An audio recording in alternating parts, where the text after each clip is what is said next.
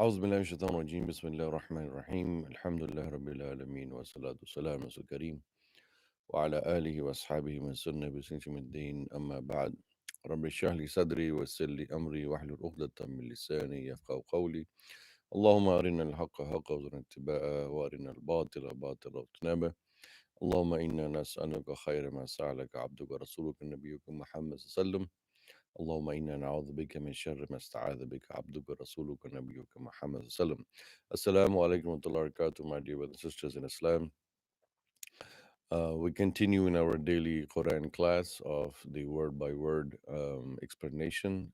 Yesterday we finished Surah Hud, and we did get a little bit lag behind, but inshallah we'll try to cover up today. And so about 50 verses of Surah Yusuf are also in the 12th juz, and then the other rest of Surah Yusuf is in 13 juz. So we'll try to accomplish as much of the 13 juz today as we can, inshallah, in these 2 hours. Surah Yusuf is a Makki surah, and as you can realize from the name, it's named after Yusuf alayhi salam, Prophet Yusuf alayhi salam.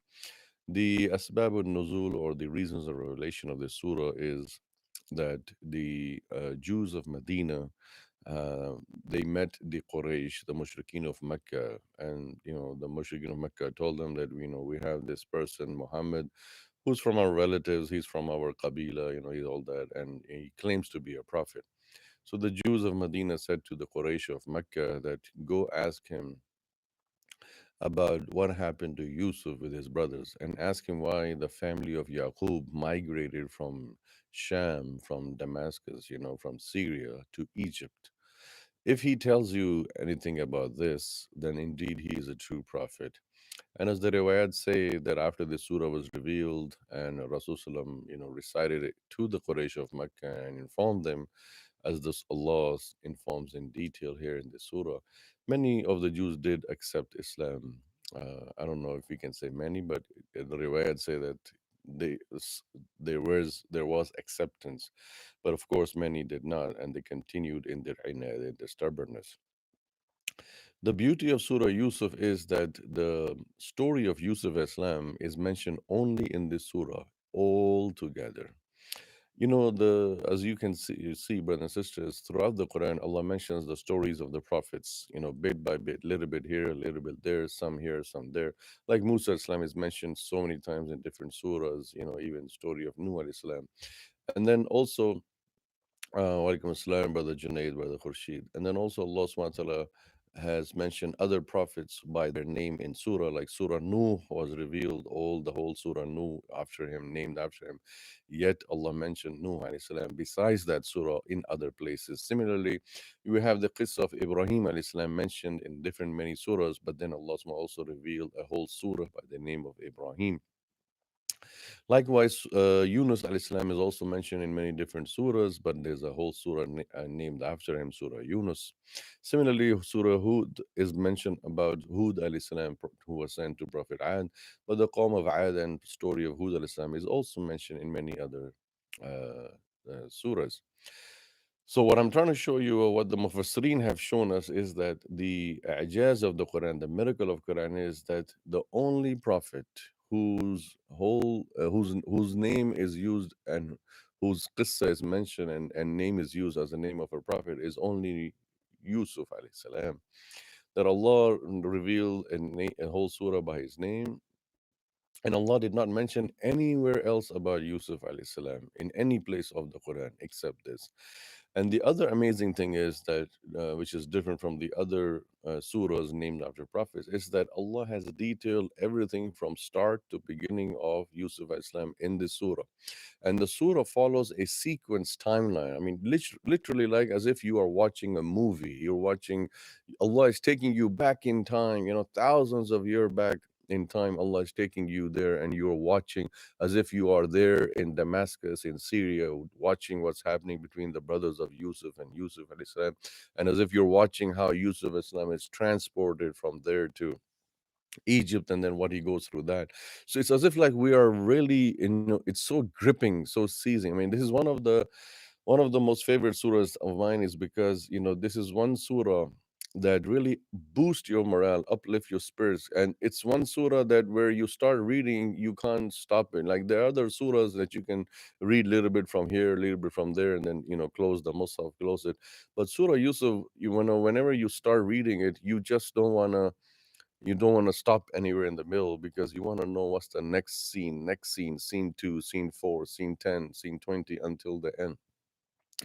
This is the ajaz of Quran. No one can do this except Allah subhanahu wa ta'ala. This is the kalam Rabbani, kalam of Allah. This is what I keep stressing again and again in these classes, that this is the miracle of Arabic language. Nobody can understand this except the Arabs, whose mother tongue is Arabic language.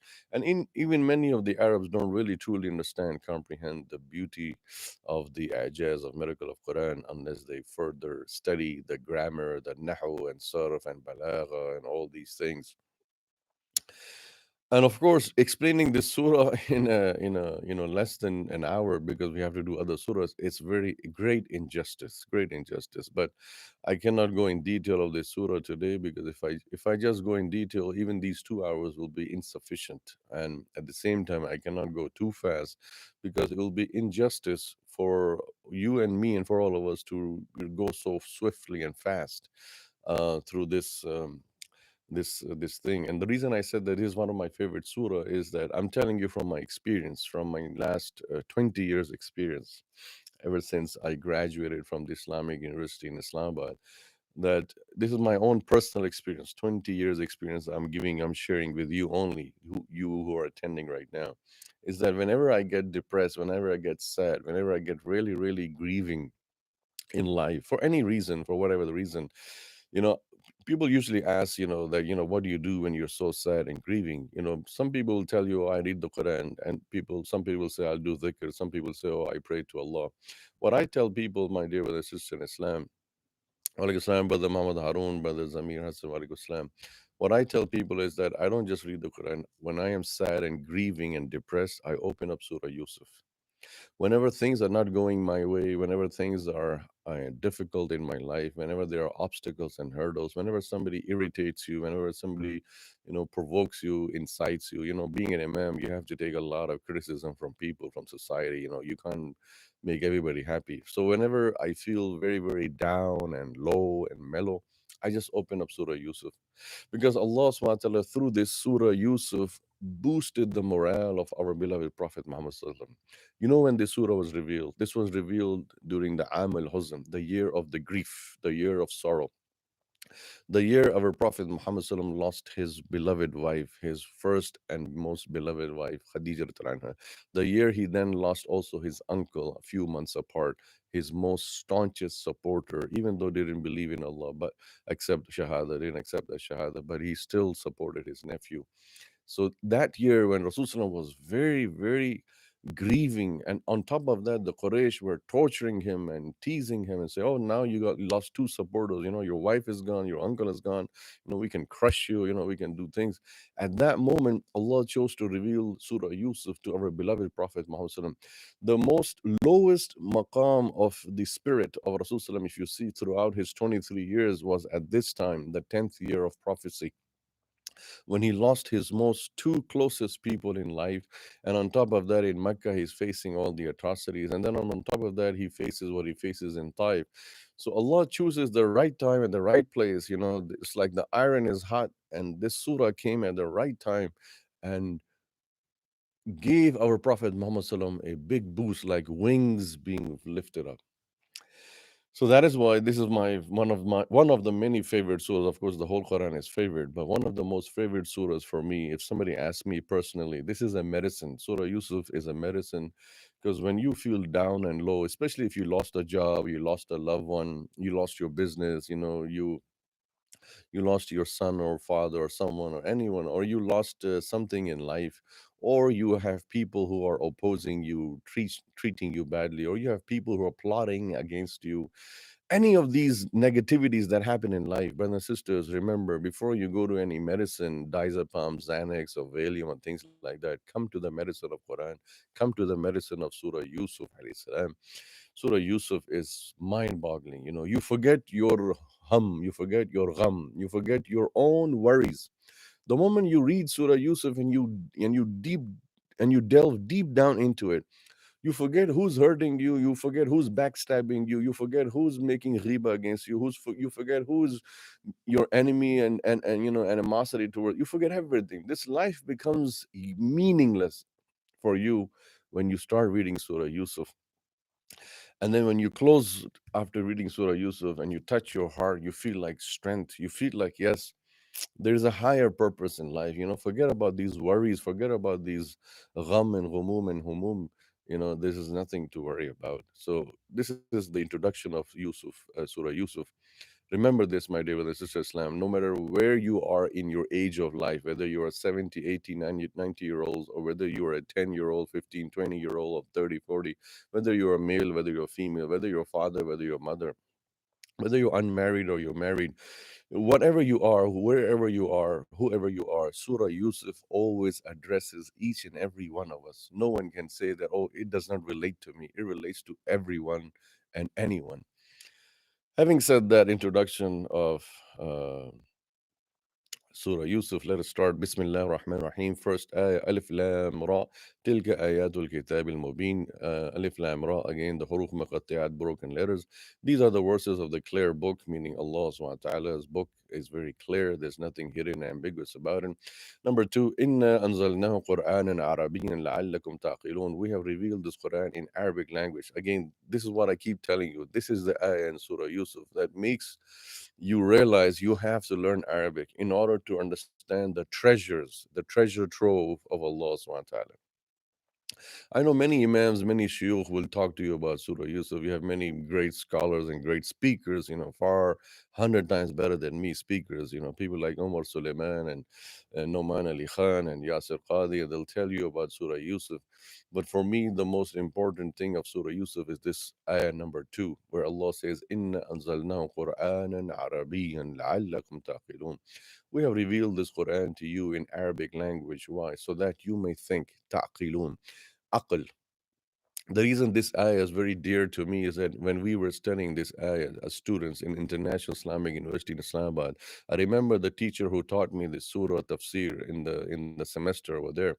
He was from Egypt, from Cairo, from Al Azhar, and he was a very big sheikh, a big alama. And subhanallah, his name was also Dr. Sayyid Qutb. He came from Egypt. And he said, Jawad, remember one thing always. You can never, ever learn Arabic language until you begin to think in Arabic language. When he first told me, this teacher, in one of the first days of the classes of Surah Yusuf, I didn't understand. And I went back to his office during office hours, for the students, and I said, "Ya Sheikh, professor, what did you say? I don't understand. What do you mean by you have to think in Arabic language? I don't get it. My mother tongue is not Arabic language. I'm a Pakistani born with Urdu, and I've learned English language. But what do you mean by thinking in the language?" And he said, look, when we are thinking, there is a language of thought. There is one language that you speak. Brothers and sisters, when you speak, you are fluent in some language. You may be fluent in multiple languages, but there's one language that you speak, which is known as your mother language. And then there are many languages besides your mother language that you speak. And people have a natural tendency that they think in their mother language, whatever your mother language is: Farsi, Italian, German, French, Spanish, Arabic, Urdu, Punjabi, Bengali, Sri Lankan, whatever language, Swahili, Malaysian, whatever your mother language is, you have a tendency to think in the mother language. Even if you have mastered other language, even if you are fluent in other languages. Let's say, for example, if your mother tongue is Urdu and you have learned English, you've mastered English, you've mastered, French and German, Italian, but you always think in Urdu first and then you translate into English. And then, your thoughts come in Urdu because that's your mother tongue, and then you translate into whatever variety of languages you have, and then you say in that. So if you are master in German, you will not think in German. You will be first thinking in Urdu. What do I have to say to this person? I have to say this. Then you will say that in German, and the German person says, wow, you're so beautiful, so fluent. Yeah, because the thoughts first came in the initial language. In other words, like the computer has a motherboard. There's a motherboard and there's a CPU, and then there are these all tracks and trajectories that's going from the CPU on the motherboard, going to the transistors and the other devices, giving signals from the CPU through the motherboard. Your brain is your motherboard. Your brain is your motherboard. Your CPU is your heart. So when the CPU and the motherboard both think in the same language, you then master the language. That is the meaning what Allah is saying. لَعَلَّكُمْ تَعْقِلُونَ. Al-aql, the word aql is brain, mind, you know. So when you start thinking in Arabic language, like why do the Arabs have an edge besides all the people? Besides all the Muslims, Arabs have an edge above us Muslims because Arab's mother tongue is Arabic. So the Arab person, whenever they think from sigar, whenever they think in their brain, they think afkaruhum, their thought always comes in Arabic. Then they translate into whatever language they've mastered. So if there's an Arab who mastered English, he will be thinking or she will be thinking in Arabic first. Those of you who are Arabs right now, who are listening, like Brother Yassine and his mother, and Brother Hamza and his mother, those many of you are my students who are Arabs, ask yourself when you're thinking, what is the first language that comes in your brain when you're thinking? It's Arabic because you're an Arab. You think in your mother tongue. And this is what my sheikh, my allama, my professor of, tafsir, when he was teaching me, this is like 20, subhanAllah, this is like 23 years ago, 1997. I remember when I first learned Surah Yusuf through him in Islamic University in Islamabad. He said, Ya Ibni, my son, Ya Ibni Jawad, my son, my Jawad, you will never ever master Arabic language until you begin thinking in Arabic language. Mahma kana zuruf, he said, no matter what the circumstances is, even if your mother tongue is Urdu, yes, you have to suppress Urdu, crush Urdu, and bring Arabic in the brain. Think in Arabic. Ifkar, think in Arabic because you will have a natural tendency to think in Urdu. That's your mother tongue or English or whatever. But think in Arabic. When you master the language of the aql, the brain, when you master the process of thinking in Arabic, فذاك اليوم, that is the day you have mastered the Arabic language. Because now you're thinking in Arabic, you're speaking in Arabic. يعني أنت تتفكر في اللغة العربية، يعني يرتب الأفكار في الذهن في اللغة العربية، ثم تنشره على اللسان باللغة العربية. فهذا هو الفصاحة والبلاغة التي يأتي في قلب الإنسان. يعني أنت مهما أنت ما كان عربيا بالجنس، بالولادة، بالمولود، ولكنت عربيا باللسان، وفكرت في هذا اللسان، وفكرت في عقلك وعقولك في هذا اللسان. You see how beautifully it's flowing in? Because right now, as I was speaking Arabic, I was thinking in Arabic and speaking to you in Arabic. You did not understand probably any of the words if you don't know Arabic. But those of you who are Arabs, you know very well what I was speaking to you about. And I don't have time, unfortunately, to translate what I was telling you about. So that's just a gem and a jewel for the Arabs who are listening right now or who will listen watching this video. So, my dear brothers and sisters in Islam, if you are a non Arab, if you are not an Arab, then begin learning Arabic and remember this advice that my teacher, Sheikh Qutb, told me, which I'm passing on to you. If you want to master Arabic language, whoever you are learning Arabic from, let them know that you want to master Arabic language the way Surah Yusuf, verse number 2 says, لَعَلَّكُمْ تَأْخِلُونَ. I want my brain to think in Arabic. Many people, they learn the Arabic language and they master it also superficially from the tongue, but they still think in their mother tongue. If you are a Bengali, if you are a Malaysian, if you are Sri Lankan or you're Indian or Pakistani, and you think in your mother tongue first and then you translate it in Arabic because you've learned Arabic. It's a second-hand thing. It's like riding a tricycle. So you have aids and assistance. You're using those other small wheels. So you think in your mother tongue and then you say, like you meet an Arab person and you say, I want to talk to him about something. All right, you're going to start thinking in your mother tongue and then you're going to translate. You'll see your speech flow will also be a little bit slow because you're thinking and processing and translating. But the beauty of the fluency of Arabic comes when you start thinking in Arabic and you start saying in Arabic. You don't think in your mother tongue. So that is language 101. There you go. I gave you right now. This is language 101 trick that you have to learn. And you can learn Arabic language at any age of your life. Even if you're 80 years old. Yes. Any uncle out there, if you're 80-year-old, Brother Zamir, I don't know how old you are, but you're very young anyway. Even if you're 80-year-old, you can still learn Arabic. You can still learn the language because this language is i'jaz, mu'jiza. This language is miraculous. You can learn. You may not be able to learn German, Italian, French at 80 years of age because your processing is slow in terms of capturing new stuff. at that old age. But you can learn Arabic language even 80 years old, 90 years old, or just like a 5, 6 year old child, because Allah has put in this language barakah. هذا كلام رباني. This is the Lord's kalam. We don't say it's the language of Allah, but it's the kalam of Allah. For Allah is the inventor of all the languages. As that ayah will be coming in Surah Rum very soon. You see, I got sidetracked here. Some of you have to warn me. I spent 10 minutes on just one ayah, and I didn't even look at the watch. I just like, see, that's what I'm telling you. I get carried away if I just don't look at the watch and time, because there's so many gems in these ayats.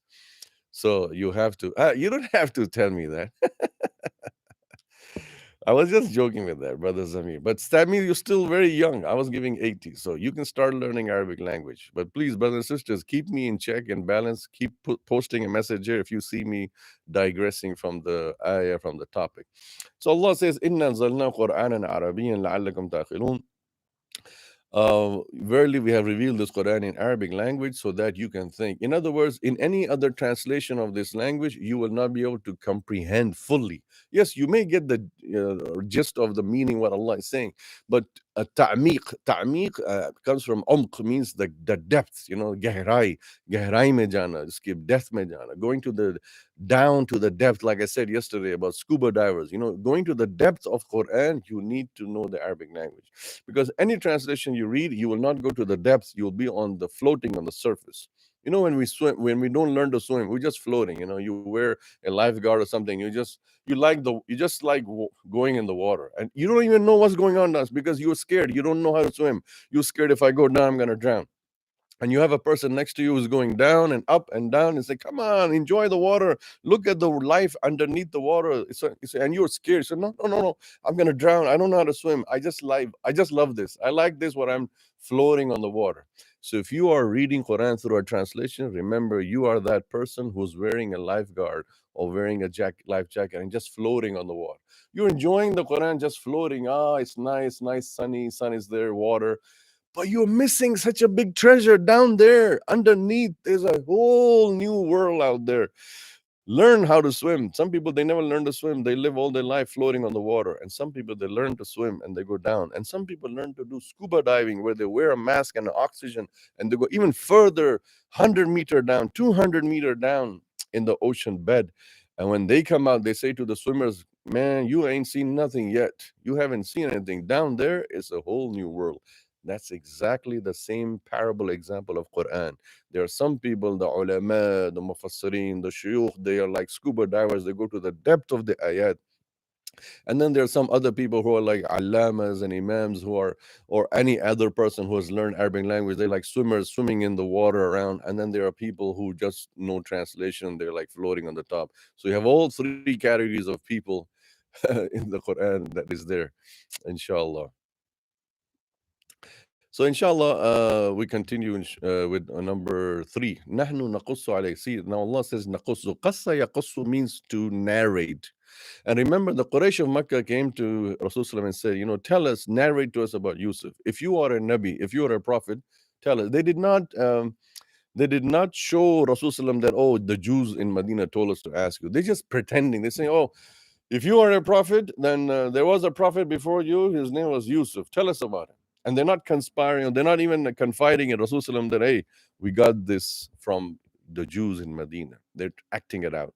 So they're asking him, tell us the story. Tell us, O Muhammad. And remember, Rasulullah could not say anything from him until the wahi comes. So initially he did not say.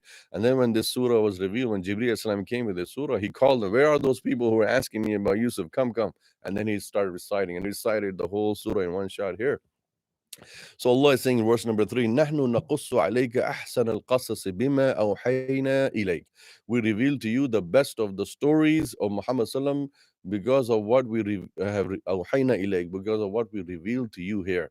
هذا القرآن, meaning through the Quran we're telling the story. Subhanallah, Quran is kalam of Allah, but through the kalam of Allah, Allah is also telling a story of an event, a real story. By the way, the stories of the Quran are all real stories. Waqi'at, incidents, events. Like they say in the news world, news media, they say the eyewitness account. Quran is full of eyewitness account. Every ayah is making your eye go back to witness the event that happened. Like yesterday, we were talking about, Nuh alayhi salam and his son and the drowning and all that. It's an eyewitness account. That is why, why are the news channels selling stories that are eyewitness account? They show you that, oh, that look, the truck came right over. They rolled their camera out and they're saying, look, the incident is happening right now. We are the first to reach here. Look, our DNC is there, our machine is there, and we are holding the mic and the channel name is there. So look, we are live here. This is happening. You guys are the first people to see this. And everybody's like glued. He said, yeah, because if you get secondhand news, if you see the news that happened 4 o'clock and you're watching it at 11 o'clock at night, you don't have that same tajassus, anxiety and curiosity. You don't have that same attraction that, oh, it's a done event. But when you have an eyewitness account, when you put the TV on, it's 4 o'clock and it's breaking news. Breaking news meaning it's happening right now, and we are right here in front of the building. Look, the building is on fire. Yes, brother, excuse me, can you tell me, you just came out of the building, what happened? And he's giving his account, and everybody is like all ears listening. Eyewitness account. That is the beauty of the Quran.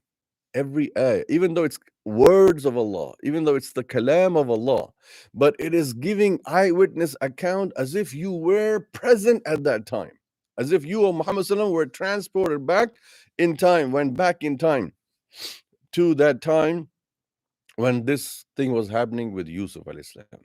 That's why Allah says, Hadha al-Quran. Hadha al-Quran here, Allah is saying that through this Quran, we are not telling you the story from some other source. The source of this story is the one who is the originator, the fatir of Samawat. He's the originator of the whole story. Who made this story? Allah subhanahu wa ta'ala. Who created Yusuf alayhi salam? Allah. Who created the father of Yusuf alayhi salam, Yaqub alayhi salam? Allah. Who created the brothers of Yusuf alayhi salam? Allah. Who made the brothers of Yusuf alayhi salam do these things? Allah. So the creator, the director, the script writer, everything is Allah subhanahu wa ta'ala. The events that happen in the world, everything that's happening in our world, it's written fi lawh mahfuz. Allah wrote it down thousands of years ago, Allah wrote it down. What's going to happen in your life? Who you're going to marry? How many children you're going to have? What job, what career you're going to have? How you're going to die? Where you're going to die? Where you're going to be born? Who you're going to be born to? Which way you're going to be born? Everything is written for us. We are just playing back our story. As if Surah Yusuf is telling you, what is your story? What is the story of brother Zamir? What is the story of brother Harun? What is the story of brother, Kareem, or brother Rahman, or brother Rahim? What is the story of Jawad? What is the story of, brother Khurshid, brother Junaid? Everyone has a story. But the beauty is, brothers and sisters, my and your story is incomplete. We're still alive. We're not dead. And we don't know what's tomorrow in store for us in our story. It's already written. It's already decided.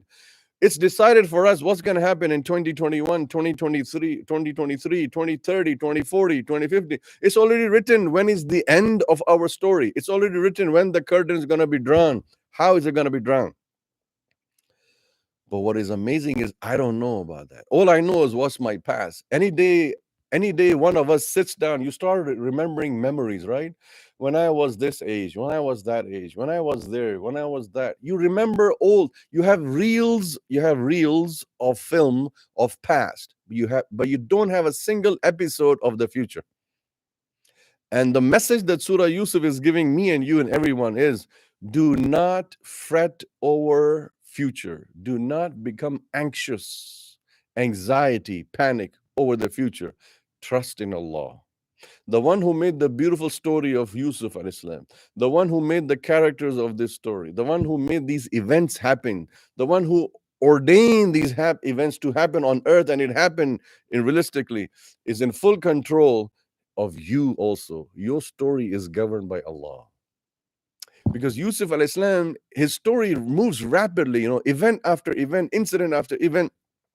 And that's what the Mufassirin Kiram say, that where the surah is so detail oriented, it tells you a lot of details about Yusuf alayhi salam. At the same time, the Mufassirin say Allah has shown his miracle that many of the details he does not give us.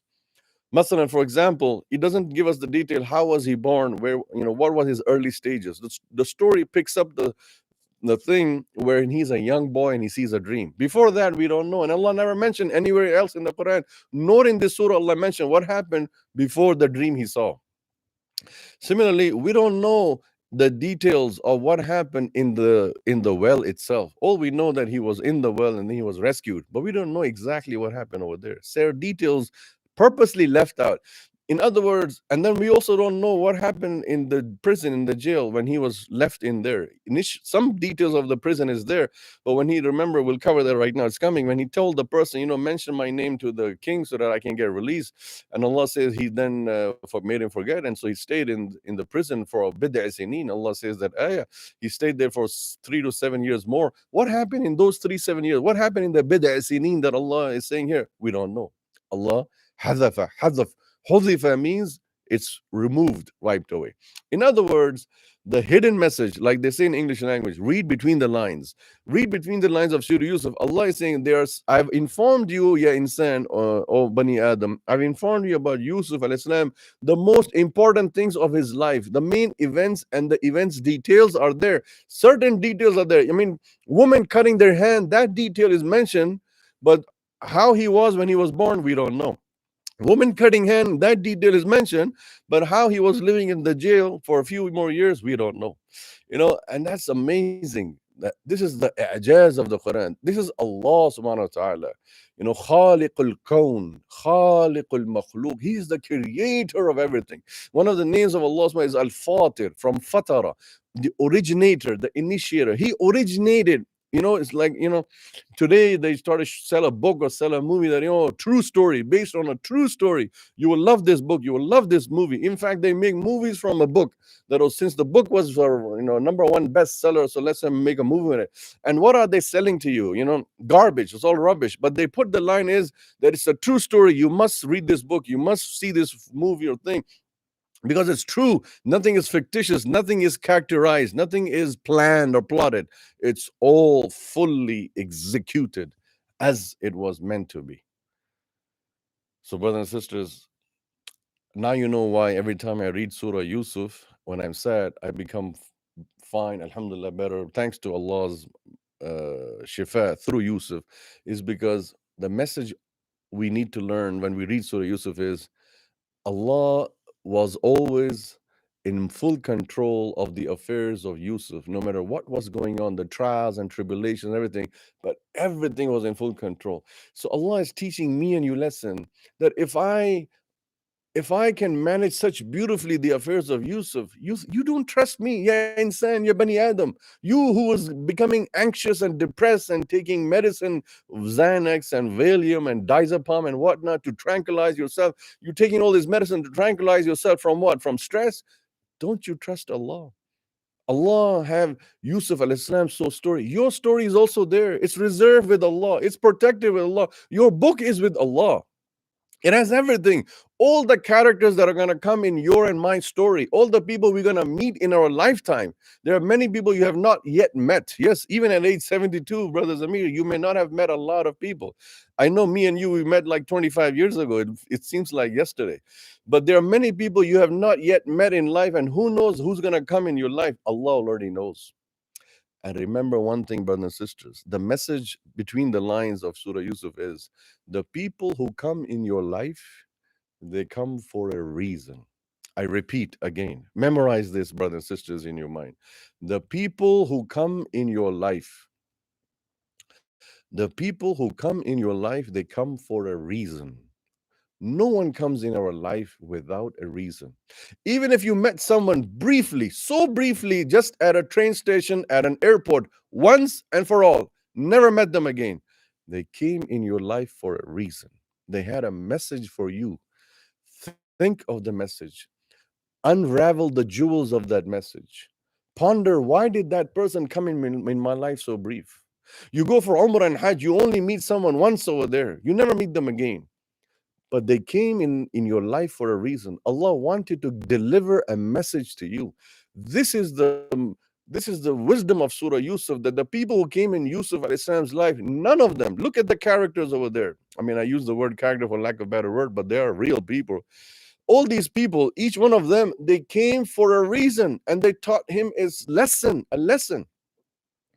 And I can challenge you this because I experimented this in my life. I looked at my life. I am 49 years old. I don't shy away. I'm 49 years old. And from in these 49 years, I went back in time. I looked at every single person who came in my life. What were they teaching me? And subhanallah, you know what I discovered, brothers and sisters? This is amazing. This is almost, miraculous. It's not a miracle because we're not prophets of Allah.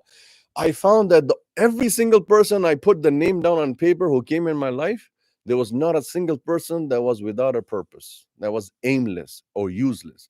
Like, not a single name I could say, oh man, why did this person or why did he or she came in my life? This is useless, take it out. No, even a khaddama, if my family members, my brother, sister are watching this video, they know we used to have, my mother used to have in Kuwait when we were growing up, a khaddama, like a female, like a masi, helper. And she was in our life over there for a long time. She was, because we were young, and she would take care of us. But once we left Kuwait, we never went back to Kuwait. Once we left Kuwait, we totally lost touch. We don't know anything about her. We don't know where she is even today, if she's alive or dead. But I always remember her because she was there for a good chunk of our life while we were as kids growing up, and she was helping my mother in the household chores. And now today at age 49, she must be much, much older now, God knows. Now at age 49, I remember her, and I remember the things, the wisdoms that she taught us in that phase of life when we were young as kids. So Brother Hamza, Brother Yasin, all my students and kids, as you are growing up as a child, remember, whoever is coming in your life, whoever your parents are introducing you to in this life, there's a reason behind it. Allah, it has the supreme control. The ultimate wisdom is from Allah. And once you understand this framework, this is the infrastructure of Surah Yusuf. This is the framework. Who is your life? Why are they in their life? What are they teaching you? Then you will begin to appreciate the rest of the ayat of Surah Yusuf. You'll begin to learn the inner intricacies, the inner secrets of what Allah is revealing through Yusuf al-Islam and through the people he meets over there. Oh my God, again, 4:38. I told you, somebody needs to tell me to keep checking the time. I keep digressing here. Number 4. Gotta rush. So Allah SWT says that نحن نقص عليك أحسن القصص بما وحينا إليك هذا القرآن وإن كنت من قبل لمن الغافلين. And you, O Prophet Muhammad SAW, were before this from the ghafilin. You were unaware. Ghafla means unaware, not knowing. Absence of information is ghafla. So you don't have that information, meaning you did not have the ability. You were never born at that time, O Muhammad sallallahu alaihi wasallam. You were never lived there. So you were not aware of this information. Now Allah is making you aware through these ayat. This is a proof. Why Allah said this ayah? To tell the Quraysh, Makkans that look, the Quran is not written by Muhammad sallallahu alaihi wasallam. Muhammad sallallahu alaihi wasallam did not write the Quran. Because he didn't know about Yusuf alayhi salam. He did not know about the story of Yusuf alayhi salam. Allah is telling him through the wahi. These verses are now coming down. They are downing upon him. They are being revealed to Muhammad sallam. Hence he is informing you. But before that, he had no information. He was ghafil of Yusuf. Otherwise, he would have written it down to you and give it to you the day you came and asked him, O Quraysh of Mecca. And still they didn't believe Rasulullah. Even learning these words of this ayah number 3, even learning these, the mushrikeen of Mecca, they were so inad, so stubborn that still it didn't get to. Me and you who are non-Arabs, we understand what Allah is saying here. That look, this ayah is a proof that Muhammad sallam is a Nabi. He has wahi. So you have to believe in him. And yet the Arabs whose mother tongue was Arabic, who know these words very well, look at their inad, look at their stubbornness and their animosity and hatred for Rasulullah and for Allah, that they still didn't accept this ayah. They still didn't accept these words and say, yeah, you're right, Muhammad sallallahu alaihi wasallam, you are a prophet of Allah. You didn't tell us about this before. You're telling us now. That means Allah just told you, so you're telling us. Subhanallah. That's why Allah says that he guides whoever wants to be guided and he misguides whoever wants to be misguided. If somebody doesn't want guidance, Allah allows them to deviate. Number 4 is now the story begins. So after this framework, after this initial appetizer or the introduction, now the story is beginning. So hold on tight, grab your seats. We are going in a big journey. We have about 1 hour and 20 minutes to finish the surah. Inshallah, we'll try to finish it in that time. Is qala Yusuf li abi. Now the story picks up right away. Like I said, we don't know nothing from age 0 to 13. As Rasulullah told us that he was around 13 13 to 15 years of age. He was a teenager, Yusuf alayhi salam, when the story starts off. So it's like you're watching a movie of Yusuf alayhi salam. You enter the first scene. Scene one is he's a 13-year-old child. What he did for the first 13 years of his life, it's all hudifa. Allah does not want us to know. It does not mean that things didn't happen. They happen, but they are irrelevant information for us to learn life lessons from the lesson of Yusuf alayhi salam. Hence, Allah did not mention that. إذ قال يوسف لأبيه يا أبت إني رأيت أحد عشر كوكبا. When remember, O Muhammad sallam, the word إذ here means حرف الزمان, that Allah is asking Rasul sallam, go back in time. O Muhammad sallam, remember when you were there, as if you were never there, but remember as if you were there at that time, O Muhammad sallam, when قال Yusuf, when Yusuf said to his father Yaqub alayhi salam, the son of Ishaq alayhi salam, the son of Ibrahim alayhi salam, and the one who's your grandfather, O Muhammad sallam, Ibrahim alayhi salam. إذ قال يوسف لأبيه, when Yusuf said to his father, Ya abati, oh my beloved father. I can just go on till Fajr just to explain this one word, abati. The morphology of the language, the context of the language, the hidden secrets of the word, the vocabulary. Yeah, abati. I don't have time to go till Fajr. You guys are going to run away. So just suffice by saying that this is one of the most sweetest way of addressing your father, the most respectful and the most ihtiram, the most izzah, the most dignified and honorable way of addressing fathers in Arabic. That's why the language of the Quran is jazz, the miracle, because the Arabs, they were already having fasaha and balagha. Before the Quran was revealed, the Arabs of Mecca, they used to boast about that. Nobody knows language better than us. We are the masters. And Allah is still defeating them in their challenges, that look, you are the masters of this language, but here I bring to you these beautiful words that your mind is perplexed, it's mind-boggling, you can't realize. Yeah, abati, the most highest way. Wa alaikum assalam. Wa alaikum assalam, brother Attar, thank you for joining, mashallah. Oh, wa alaikum assalam, yes, my sister. Yeah, sometimes I respond late to you because I'm seeing on the screen the surah, so I'm reading the ayah and going with that, so I'm not seeing your messages. So if I'm late in responding, don't worry about it, I do get to see it. Thank you, sister from Australia. You may remember some memories too from her, what I said to you. So you have your own memories with her, right? I have my own memories with her. We both have different. That's called vantage point. My sister has a different memory from the khaddama that our mother hired in Kuwait, and I have a different, memory, and we each share a different thing. This itself is also one of the ajaib, one of the wisdoms of Allah's teaching us lessons. So he says to his father, "Oh my beloved father, oh my respected father, inni ra'aytu, I saw 11. Ahada ashar means 11. Ashra means 10. So ahada ashar, 11. Isna ashar, 12. Like the Isna Ashri, we say the 12 sects of our Shia brothers in Islam. May Allah bless them and protect them.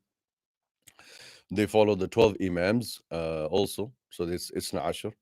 Kawkaba, Kawkab means a star.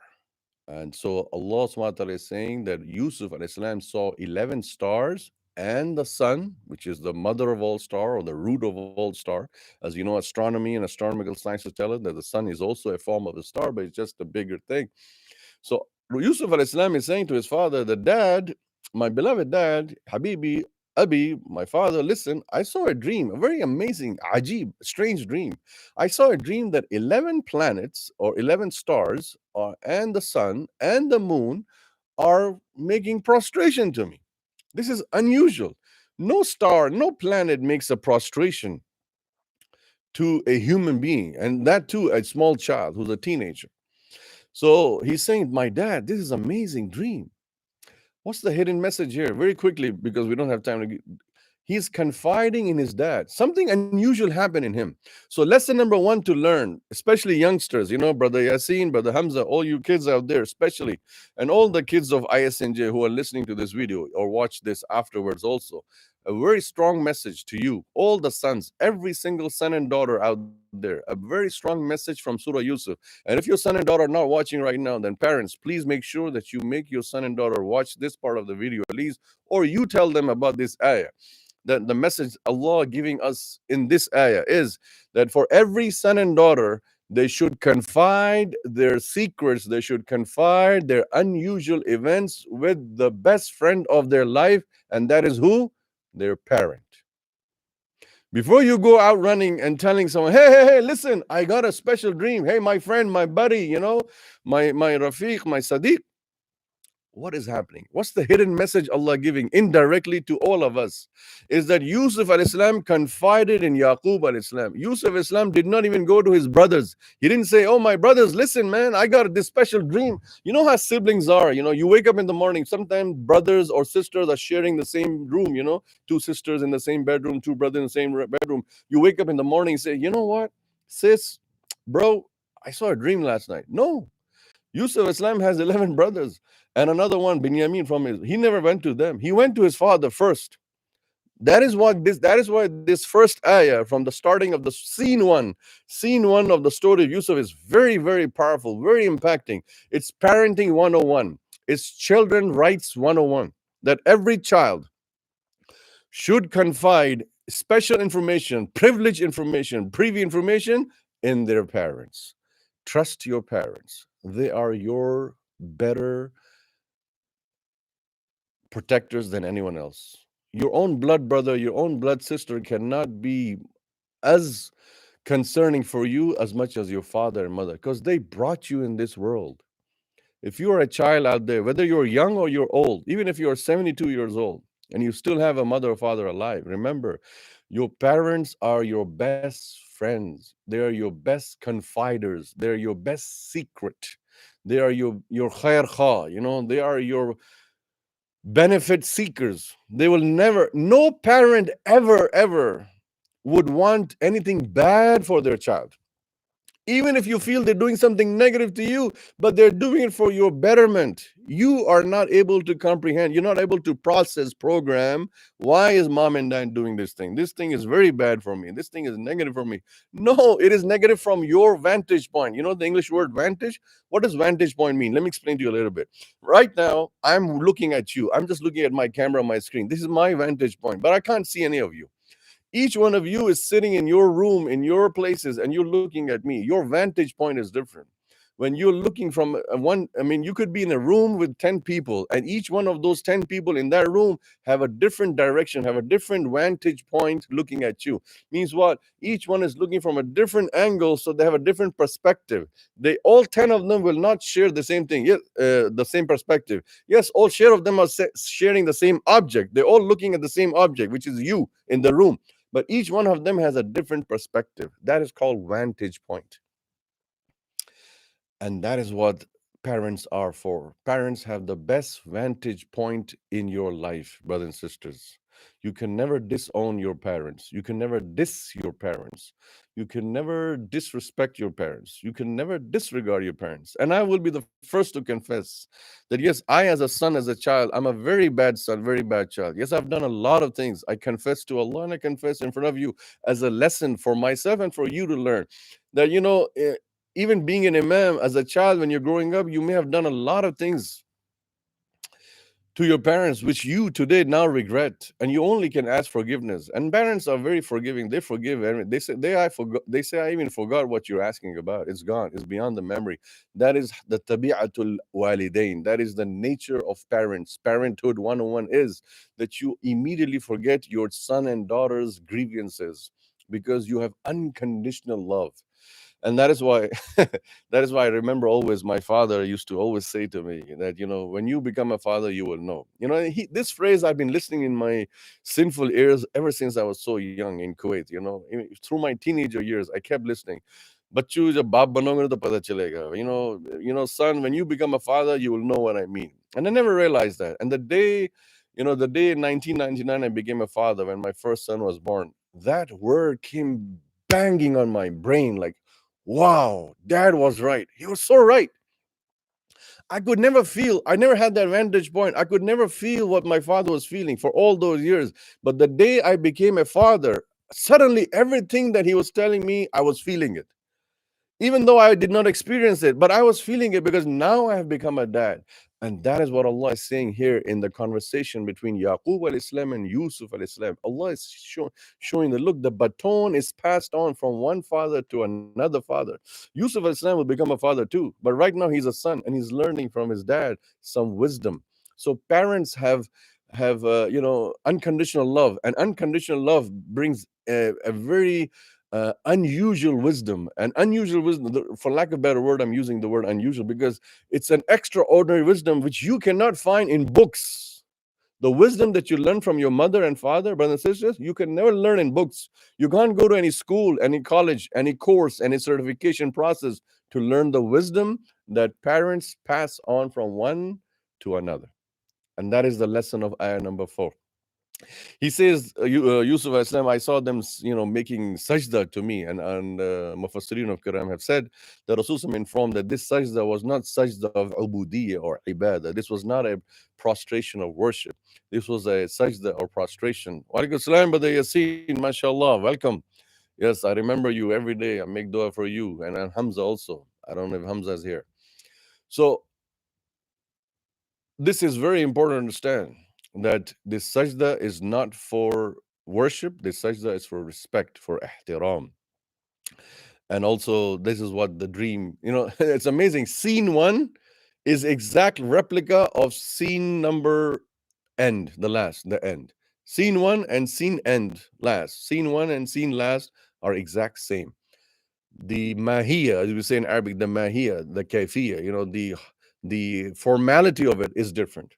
Scene 1 is about objects, extraordinary objects, stars, moon, sun. Scene end, scene last is in reality. From dream to reality. If there was one slogan we could make for Surah Yusuf, is this: from dream to reality. Dream to reality. What's the word in the middle? Only one: vision. It's amazing how Allah starts this story of Yusuf from a dream. A person sees a dream, not a man even, a small boy, child sees a dream, and the dream becomes reality. In other words, Allah's mother is giving me and you a lesson, a hint. Hello, a hint, small hint. Dream big, my dear brother and sister in Islam. Dream. Yes, dream and dream big. And you might say, but wait a second, I can't dream on. It's not in my capacity to dream. Dreams come automatically. I can't dream. Yes, you're right. We can't dream. But there is something called neuro-linguistic programming, NLP. I don't know if many of you have heard of that or not. You can go and see Richard Bandler and Anthony Robbins and Tom, what's his name? I forget his Tom something. These are big NLP practitioners. Go find out. Just Google search. Google NLP. Neuro-linguistic programming. Neuro-linguistic programming. Neuro means brain. The brain thinks. Linguistic, language, your words. You use words to program your neurocycles, neurons, especially if you're a doctor, physician. Hey, sister, check this out. You can check this with any neurologist, and they'll tell you. Neuro-linguistic programming is a tool that was derived about a few decades back, 30, 40 years back in UC Berkeley, when this guy was working and studying research. To cut a long story short, what neuro-linguistic programming is, that you train your brain to see a vision, to see your dream. And then you will begin to see the reality of it. In fact, one of the chapters of that course it teaches you that dreamers are big achievers. Dreamers are big achievers. If you have a khaish, if you have a desire for a dream, Allah will give you dreams related to your life. And when you dream, you visualize things, you anticipate things. This is how I want to be. This is what I want to be. This is what I want in my future. You write your taqdeer, so to speak. You write your destiny, so to speak. And yes, you can, because when you dream big, you visualize, you anticipate, Allah begins to give you things as you want it to be. Like the Hadith Qudsi, Allah said through Rasulullah, Ana andi dhanna abdi bih. I am with my slave the way he thinks about me. If he thinks in dhanna hasanan, if he dhanna khaira, if he thinks about me good, I will give him that good. Well, if he thinks about me bad or negative, then he will get that negative. So when you dream and you visualize, Allah makes you an achiever. He elevates you. And that's the moral of the story, that Allah elevated. Here is Yusuf al-Islam, a small young boy out there in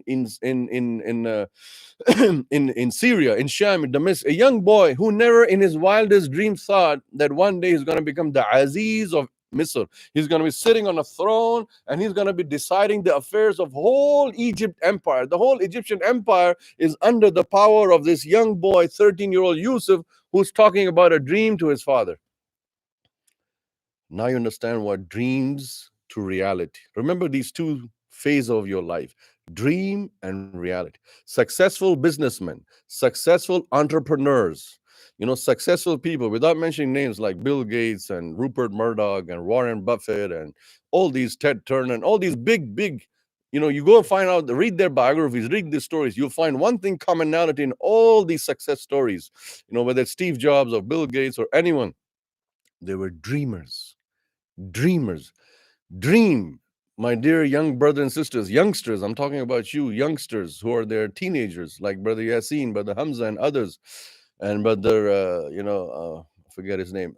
Dream. The more you dream, the more you will begin to achieve and visualize. Remember, there's only one thing that takes you from your dream to reality. There's only one thing, and that is called vision.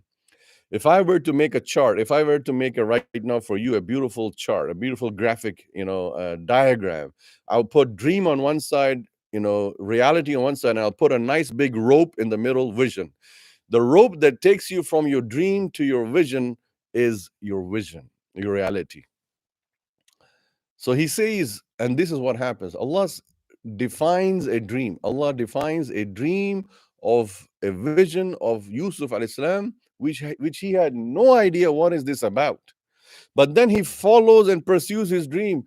He is not following, actually. Allah is making him follow his dream.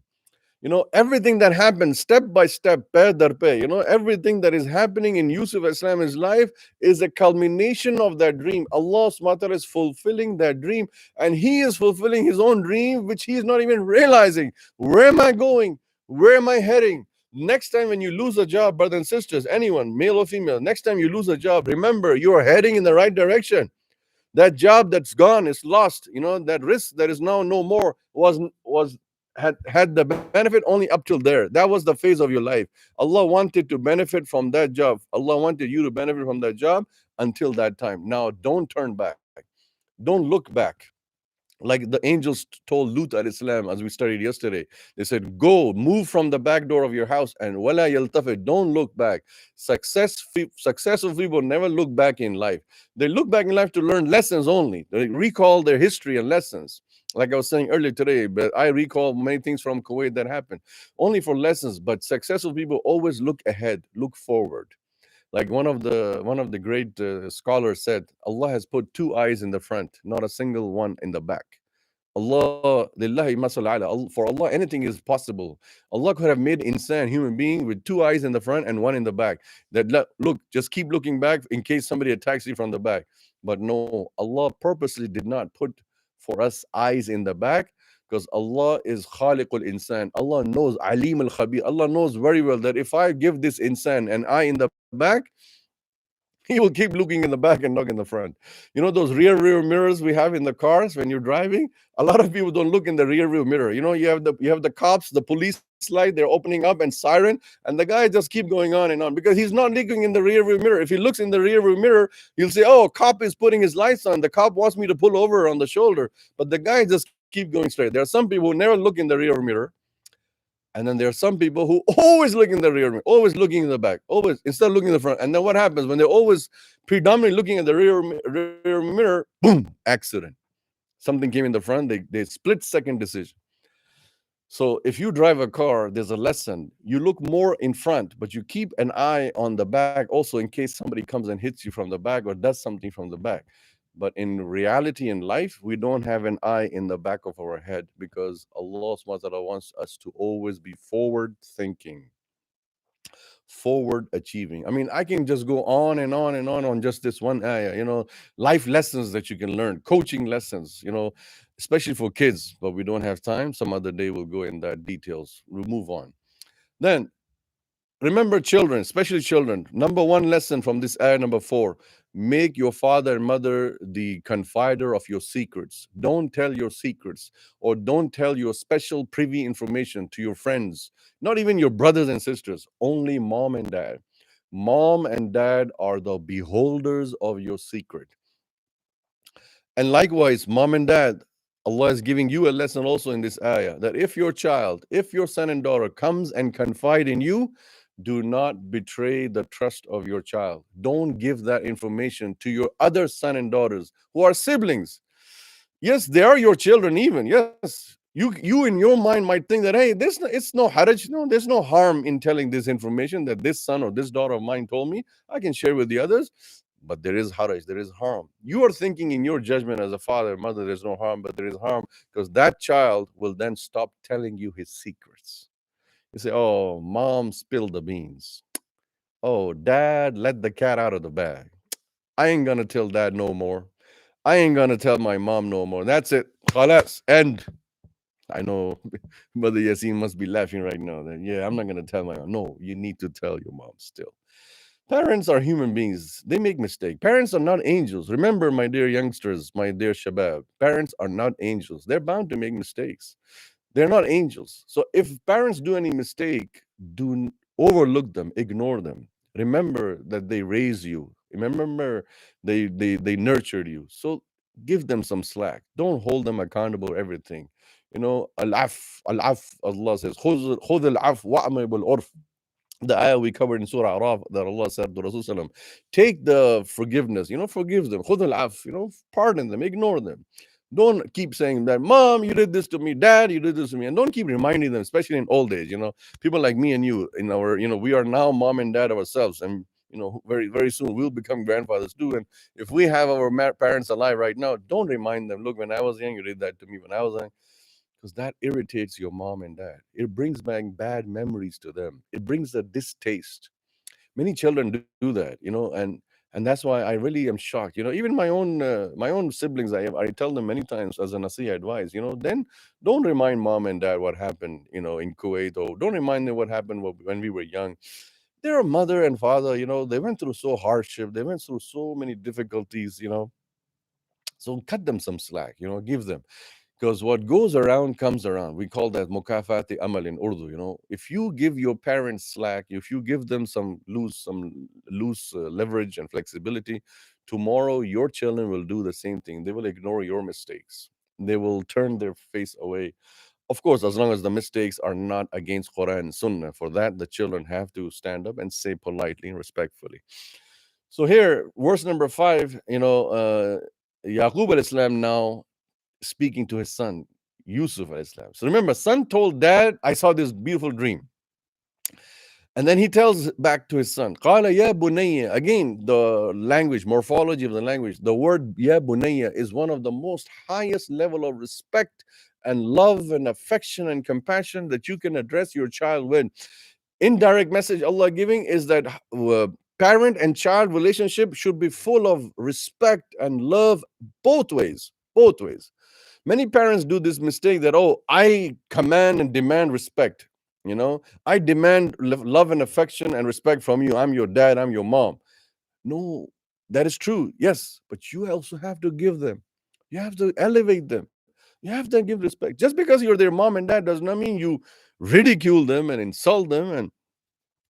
And I know my children must be watching this video right now, and I confess in front of all of you that yes, sometimes I do this mistake, even though I know this ayah and I know this Quran. But again, son and daughter, if you're listening right now, I'm a human being. I'm not an angel. Even though I know this ayah and Quran, I happen to make mistakes sometimes, and I do these mistakes that I'm telling others not to do right now. But that's the reason I'm telling everyone, so that I can also pay heed and listen to it.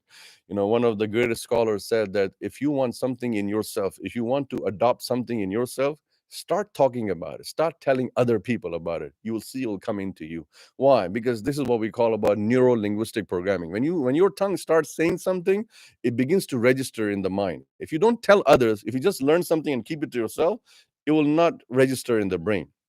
And that's why they said in the field of education, the field of teaching, the best teachers are those, who, uh, uh, who, the best teachers are those who teach what they have learned and don't just hide. Because when you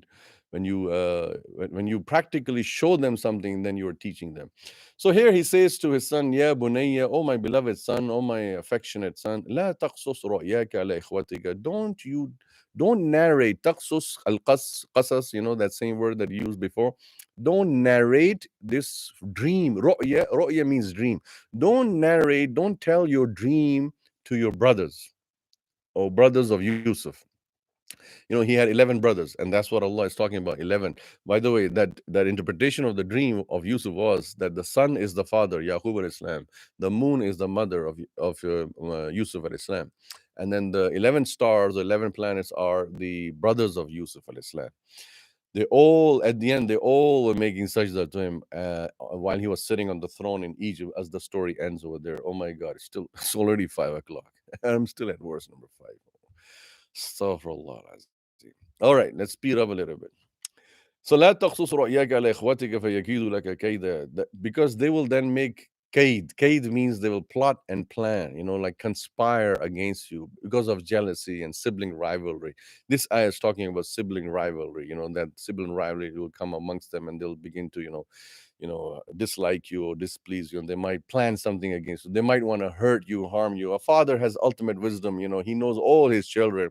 He knows everything, they're waqif with everything, like our Pakistani parents, Urdu parents, they always say, "Main tumhare rag rag se waqif hu."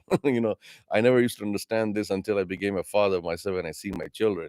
The translation for those of you who don't understand Urdu is कि मैं तुम्हारे रग रग से वाकिफ हूं, meaning I am aware of every vein in your body. You don't even know how many veins are in your body, but I, as your dad or mom, I know every vein of you, meaning you cannot dodge me. You can't deceive me. I know everything. So that's the same thing that Yaqub al-Islam is saying to Yusuf al-Islam. I know your brothers, Yusuf, I know your brothers very well. So please don't tell your brothers about this dream, because they will try to plot and plan you. And above that, why? Because shaitan is always there to make brothers fight. And Allah says that here in the ending of the ayah, Inna shaitana lil insan. Shaitan with insan. A general statement Allah is giving, not just for the brothers of Yusuf, but everybody. Allah is saying, Inna shaitana lil insan. Verily Satan, Iblis, is for insan, aduwwum mubin. He is a very, very clear enemy. Mubin from bayan, bayin means clear. And adu is enemy, meaning he's a clear enemy. How is he clear? Allah has already told us about him so many times. Allah has told us every single thing about him, the tricks and treachery that he employs. And Allah has told us that, look, he wants to deviate you. He wants to destroy you. He wants to make you go to hellfire. And yet we take him as our friend and buddy. Astaghfirullah, la hawla wa la quwwata. Allah says that ayah is coming in Surah Bani Israel, but it just reminded me, so I'm mentioning here that Allah says, Kanu ikhwana shayateen. Kanu ikhwana shayateen. Who are the brothers of shaitan? And that ayah is coming and we'll work over there. But look, Allah is saying that, shaitan becomes to you like a brother, even though you're supposed to take him as an enemy. But it does not mean here that it's a literal brother, but it means that you begin so cozy, friendly with shaitan, even though you have to take him as a adu or being clear enemy. Verse number 6. وَكَذَلِكَ يَجْتَبِيكَ رَبُّكَ يُعَلِّمُكَ مِنْ تَعْوِيلِ الْأَحَادِيثِ. Every word is a gem in this. I mean, of course, the whole Quran is a gem, but the beauty of Surah Yusuf every word in every ayah is an encyclopedia in its place. You would need a whole month just for Surah Yusuf. And that's why, rightly so, my brother and my friend, my colleague, Ustad Noman Ali Khan, right now in Ramadan, he's doing Surah Yusuf every night. And I can relate to him because as an imam, as a person, a student of Quran, as a talib ilm of Quran, I can relate to him that you need Surah Yusuf to really pause one ayah each day, each night, and do it. And, subhanAllah, if you want to get more jewels and gems, Go and listen to him on his Facebook page. He's doing every night from Texas. He's doing the gems and jewels of Surah Yusuf, and he's stopping at everything. I wish I had the time to do that, but I don't. And inshallah, someday I will do that too.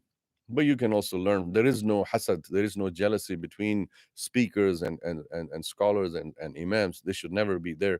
I know there are people who try to just, fantasize and say, I'm a fan of this person, I'm a fan of that.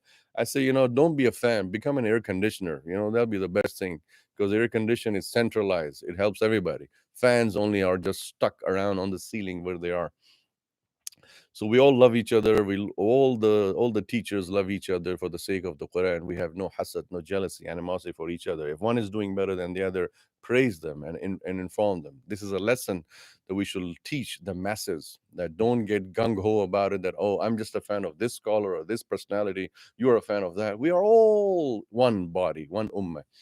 So Allah SWT says here, وَكَذَلِكَ يَجْتَبِيكَ رَبُّكَ وَيُعَلِّمُكَ مِنْ تَعْوِيلِ الْحَدِيثِ, meaning Yaqub al-Islam is telling his son Yusuf al-Islam that, look, this dream is no ordinary thing. There is a message behind it. Allah has chosen you through this dream for something big, meaning Allah SWT has chosen you for prophecy, number one, to be a prophet. Second, Allah has chosen you for the miracle of interpretation of dreams, meaning this science, the science of interpreting dreams. Yes, this is a science in itself. Just like medical science is a science, engineering is a science, computer science is a science. Interpreting dreams itself is a science, and who knows better than that than Yusuf al-Islam, because he's been taught by Allah to do that. Because remember, interpretation of dream is a science that Allah teaches directly to whomever He wants, His awliya, wali of Allah. Nobody out there can learn. I mean, you can go to 5 different people with your one dream, and 5 different people will teach you 5 different things from the dream, but only one will be right out of them, the one who Allah has given this hikmah, this wisdom. And Allah gives that barai ras, direct. There is no university, there is no madrasa, there is no degree, no diploma, no book that teaches you. This is only ta'wil al-ahadith that Allah says here. Interpretation of the dreams is only from Allah. It is one of the many sciences of ulum of deen that Allah has with Him and gives to people. So He says, وَيُعَلِّمُكَ مِنْ تَعْوِيلِ الْحَدِيثِ, Allah will teach you from the interpretation of dreams. وَيُتِمُّ نِعْمَتُ عَلَيْكَ, and Allah will complete His favor and bounty upon you, Ya Yusuf. How? That He will make you a prophet, and a prophet whose main miracle will be interpreting dreams. See, every prophet have a different miracle. Musa al-Islam had that staff, and that would change that. Ibrahim al-Islam had a different miracle. Our Rasul had a different miracle also, the Quran itself. Isa al-Islam had a different miracle. Lut al-Islam, every prophet has his own specialty of miracle according to the halat, according to the waqt of that time, the circumstances of the society of that time. Muhammad had the miracle of Quran because in his time, al-fasaha wal-balagha wal-lugha, language and the eloquency of language and the superiority of language was very big and gung-ho in that time. So Allah gave a miracle that was best suited to that, because miracles come to attack the people, to make them senses that, look, what you have has nothing. What Allah has is everything. So come to Allah. Like in the time of Musa Islam, magic and sorcery was very big, gung-ho about it. So Allah gave Musa Islam miracles that would defeat magic. Similarly, Isa Islam, he got in his time, medical science or medicine was very big. It was the talk of the town and everything, and was gung-ho about it. So Allah gave Isa Islam curing. The miracles he got Allah didn't make him a doctor, He didn't make him a physician, but Allah gave him miracles that would defeat medical science. He would cure leprosy with just passing of a hand. And doctors in his time could not cure leprosy. He could cure the blind people. There was no medical surgery. There was no ophthalmologist at the time of Isa Islam that can fit eyes in. But Isa Islam was given the miracle. He would just pass his hand, yamassu, his yadaw. He would just pass and boom. So the people were like mesmerized, like, oh my God. Medical science right now is so big in our time, but here comes this guy. He must be a prophet, because this is amazing. Same thing with the Sahirin, the magicians at the time of the Pharaoh. They said, no, Musa is not a magician. This is a miracle. We know what his magic is. We are the masters of it. Same thing with the people of Quraysh in Mecca, who are so eloquent. Many of them, they accepted Rasulullah as You know, they accepted Rasulullah as a prophet because they knew that this ma hadha min kalam al bashar, this is not the word of a human being. We know what a human being's word is. We are Arabs, we know ma'sharat al Quraysh. Our language is Arabic. We have so beautiful words in Arabic, but the Quran mesmerizes us. The ijaz of Quran in the Arabic language. So people succumb to the miracle, and that's what the hadaf, the goal of a miracle is. The objective of a miracle is to subdue the insan in front of Allah and say, yes, Allah, you are powerful and we are nothing. Anta kulla shay ya Allah wa nahnu la shay. This is the best way to put it in Arabic. Nahnu la shay. La shay means we are nothing. We are nothing in front of Allah subhanahu wa ta'ala. Wa Allah kullu shay. Allah is everything. So here he says that, Allah will give his favor upon you, O Yusuf, wa ala ali Yaqub, and he will also complete the favor on the family of Yaqub, because Yaqub al-Islam wanted his sons to be prophets also. So Yaqub al-Islam is mentioning this, that, may this be a blessing, O Yusuf, on your father, on your Yaqub al-Islam and his family. Kama atammaha ala abawayk, just like Allah fulfilled and completed the favor, the fadl upon your forefathers, your ancestors. Who are they? Min qablu, from before. Who are they? Ibrahim or Ishaq, as Allah says in the ayah, if you're following the ayah word by word with me. Inna rabbaka alimun hakim. Verily your Lord is Alim, knowledgeable, all knowing, and Hakim, all wise. Remember, I told you many times in the last few days that focus on the two names of Allah that come after almost every other ayah. It has something to do with the previous words in the ayah. Here, Allah talks about ta'wil al-hadith, Allah talks about ijtiba, yashtabi, choosing, and ilm. Allah talks about ilm, then Allah talks about ni'mah, yutimmu ni'matahu. So Allah is saying all these four things. Allah is saying, I am knowledgeable and I am wise. I know, in my wisdom, I know who to give what, and in my knowledge, I know who will accept what. And Hakim is that I know who to give what, and Alim is I know who will accept what, because there's sometimes Allah may give you something and you cannot accept it. You can't digest, absorb it. It is so heavy. Like Allah says to Rasulullah in Surah Muzammil, Inna sanulqi alayka qawlan thaqila. O Muhammad, we're about to give you a word that is very heavy. Some people will just crash, totally crash, because of the Quran, the Wahi. And yes, Quran, Kalam, Rabbul Jalal, Quran is very heavy. If you start doing zikr of La ilaha illallah, if you just keep saying Allah, Allah, Allah, Allah for like 4 or 5 hours, in the 6th hour, brothers and sisters, I guarantee you, and I kid you not, you will be in a different state of mind. You will not be able to absorb. Some people will just say you are Majnun, you're crazy. They'll take you to the hospital, in the psychiatric ward, and say, this guy's gone crazy, For 4 or 5 hours, he was there in the corner doing some zikr, and now he's talking all, crazy things. It happened to me because I was, when my son was born, in those young days when I was in Islamic University, I met a sheikh, a mufti sahab, and he taught me some dhikr, and I started doing dhikr, and then it changed. I could not digest the tajalliyat of Allah subhanahu wa ta'ala because of the dhikr, and I got so sick. My sister's watching, even my relatives are watching, maybe Riaz uncle is watching, they know that. And that time I got so sick, I could not absorb the dhikr of Allah that was taught to me, that came through the sunnah, of the tariqah. That my own parents, they know this very well. The story it was a major portion of my life. They put me in a hospital in Karachi, in a Shifa hospital, and I was in the mental ward of the hospital. Can you imagine? I was admitted in a mental ward of the hospital. I still cannot forget those days. Here I am sitting in a room with a bunch of maniacs out there, and I'm telling myself, man, I'm not crazy, I'm not pagal, but my parents, my family members, may Allah bless them, may Allah give them health and wealth. They did what was best in their judgment. They could not understand what's happening to me. And even I could not understand what's happening to me until later on in life, when I began to talk to the sheikh and I say, sheikh, you gave me the dhikr and I was making the dhikr, and now I've become like this, and my own family, parents have put me in the hospital. And that's when the sheikh told me that, look, this is kalam of Allah. This is the word of Allah. The word of Allah is very, very heavy, very powerful. And the one who really begins to taste this word of Allah, you will be in a different state of mind. I can realize, in that state of mind, I was saying things that even my mom and dad and brother and sister were saying, Anta Majnoon, you're crazy. Anta Majnoon, you're crazy, you're pagal or don't pagal. And this is what the people of Quraysh said to Rasulullah. When he would recite to them the Quran and he would tell them things, they said to him the same thing. Because see, human brain, human intellect is very mahdood, very limited. See, our brains are limited. We can't absorb and digest. It cannot permeate in our brain. Allah is la mahdood. So when you make the dhikr of Allah, when you make the dhikr of la mahdood, how can that la mahdood come in mahdood? You can't. You're bound to get sick. You're bound to do and say things that are unusual. But then that is your capacity building. There are many ulama, there are many bulagha, there are many kibar who make big dhikr of Allah and nothing affects them. They don't go berserk. Why? Because their capacity is built in. They have expanded. Allah has expanded their chest.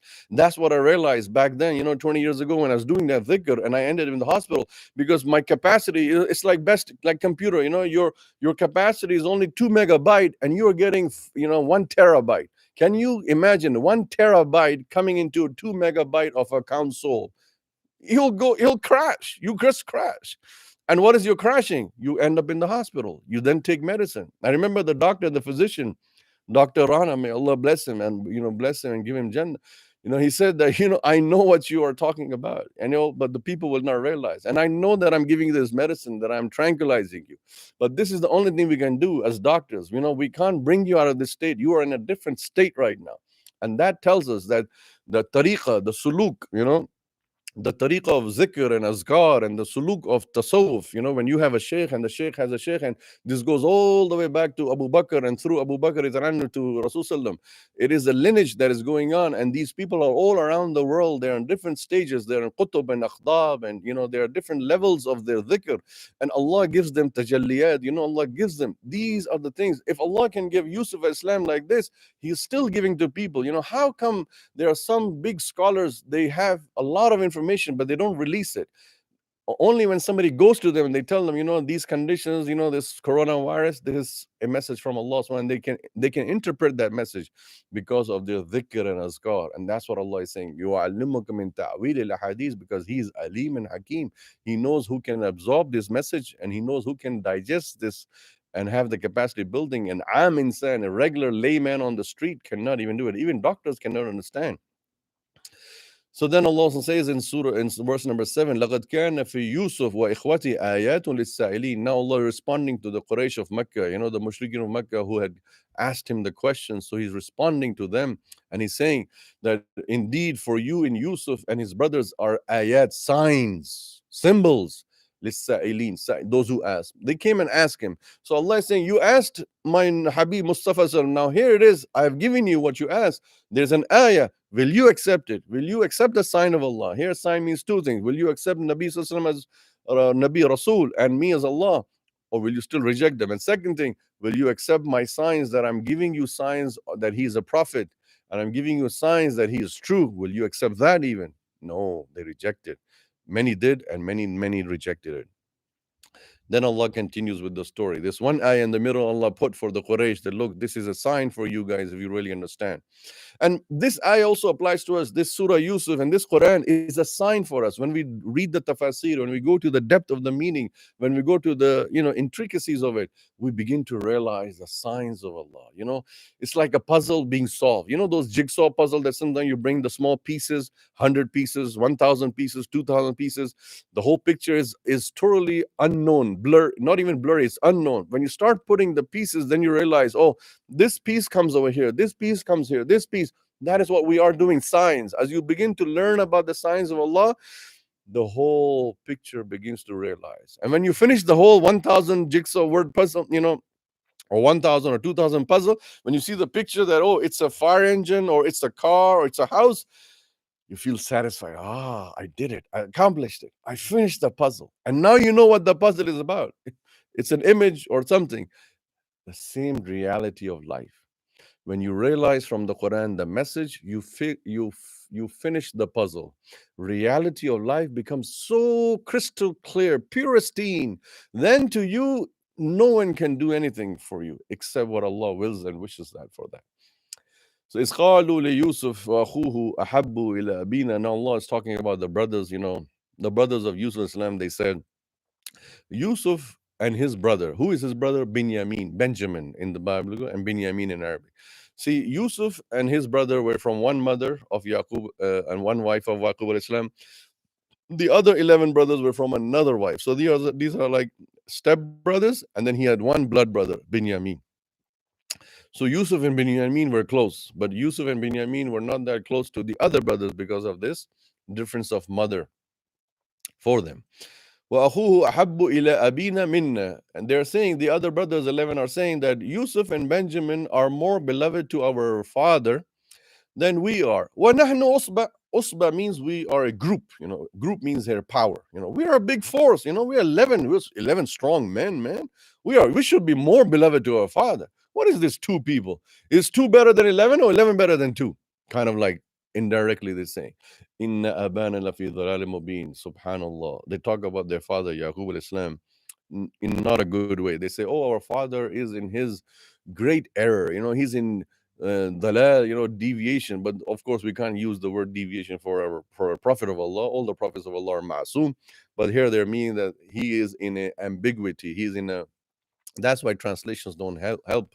You can read any translation out there in English or Urdu, but it will not give you the true meaning. Dhalal mubin, meaning he is in gross error of misjudgment. He has misjudged us. He should have taken us as more closer, but he took them as more closer. Then they go on to say in number 9, Uqtulu Yusuf, kill Yusuf. He's the source, he's the fitna. Because of him, we have a distance, a gulf between our father. If we kill Yusuf, get him out of the way, then our father will be with us. He'll be loving us, he'll be within us. And here is a lesson for all the fathers and mothers for that. Mothers and fathers. Do not single out one child of your in-house. Never say, oh, yeah, I am from Pakistan, and Pakistani parents or Indian parents, subcontinent parents, Indian, Pakistani, Bengali, Sri Lankan parents, they always do this. Ye mera dulara bacha, ye mera ladla bacha, this is my best child, this is my favorite child, this is my this. This is death. This is what Yaqub al-Islam was doing. It was an error in judgment. Remember, prophets, Anbiya, are ma'soom, innocent. They have no sins. They have no mistakes. But they have errors. And the error of Yaqub al-Islam is highlighted in this surah, is that the error he had was that he was favoring Yusuf over others. We as parents do that many times. I remember when I first became a parent, this is the first promise I made to myself. I had read Surah Yusuf and I read the Quran. I said to myself that I will, no matter how many children Allah gives me, I will never ever single out. And you can ask my children. I have 3 sons and a girl. You can ask all of them. They will never be able to say that who is the favorite of our dad, because I never ever tried to do that. I never relayed that to them. So they will always be perplexed. They will not have an answer. Each one will say that the other one is, but the other one will say, no, he's not. So Allah is saying here that the brothers of Yusuf al-Islam said, Yuqtulu Yusuf, kill him, awitrahuhu. The word tarah means to, how should I put it? Like push him away so far away that there's no way coming back. It's not like take him out, because the word take out means that you're taking out somebody temporarily, but there's a chance of coming. The word itrahu ardain, yakhlu lakum, yakhlu from khalaya khali, meaning take him out of this land in such a far place, so far that there's no point of return to come back. Waju abikum, that he would come back to your father. وَتَكُونُوا مِن بَعْدِ قَوْمًا صَالِحِينَ. And then after you have got rid of Yusuf, then you will be the most righteous and beloved to your father, meaning Yaqub al-Islam will then just love all of us over here. قَالَ قَائِلٌ مِّنْهُمْ, as it's mentioned in the hadith, that one of the 11 brothers, some of the riwayat say, as the Mufassirin Kiram have mentioned, that it is probably the oldest of them, the eldest of them, who was more sane-minded, more wise and wisdom.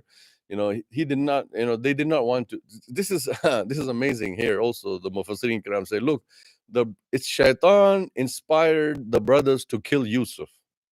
But Allah is the creator of Shaitan. Allah is the creator of the brothers of Yusuf, and Allah is the creator of Yusuf. Look how Allah protected Yusuf from being killed. What if the brothers of Yusuf, this is the drop scene of the whole drama, the drop scene is right here in ayah number 10. What if the brothers of Yusuf killed Yusuf? Then this will be the last ayah of Surah Yusuf. That's it. He got killed. What's going to happen now? Nothing. He's dead. Amazing Quran, isn't it amazing? Allah is teaching us that, look, they did not kill him because Allah then give ilham, tawfiq. He gave inspiration, intuition to one of the brothers, and he starts saying loudly. قال قائل منهم, one of them said loudly, قائل meaning he's saying it out loud. No, he's not saying quietly to himself. لا تقتلوا يوسف, don't kill him, don't kill him. وَالْقُوهُ فِي غَيَابَةِ الْجُبِّ, throw him in the bottom of the well, يلتقط بعد السيارة. Maybe some caravan will come looking for water, they'll grab him, and since the caravan is traveling, and remember the previous ayah, they said we want to get rid of him, either kill him or take him far away. So the elder of them said, look, instead of killing him, let's plan for getting far away, and the best way to get him far away is that put him in a well so that the caravan that is thirsty for water might come, grab him, and they'll take him far away. End of story. We neither kill him, and our problem is also solved. He will not be there in front of our father, so our father will love us. Here, the Mufassirin Kiram say in the tafsir of this ayah so beautifully, they look, Allah subhanahu wa ta'ala is in full control. And that's the meaning that no harm can afflict you, no danger can come to you as long as Allah doesn't want. Even your own brothers plot your murder.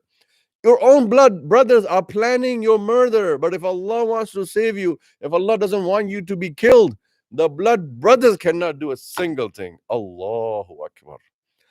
Allahu Akbar. Allahu Akbar kabira. Walhamdulillah kathira. There's a very deep principle in this ayah. And what is that principle? Tawakkul ala Allah. The one who relies on Allah. Hasbi Allah. You know that dua I've been saying for the last several days in these series. Hasbi Allah. What does it mean, Hasbi Allah? Allah is sufficient for me.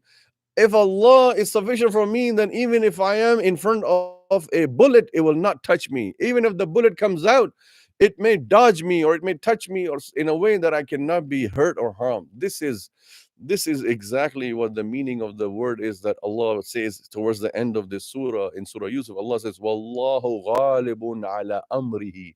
Allah is always ghalib. Let the people plot and plan. Let the people design and mischief and whatever. But remember, Allah is always ghalib. This is a big message here for us Muslims. We as Muslims today, 1.7 billion Muslims, strong, supposedly strong, but not.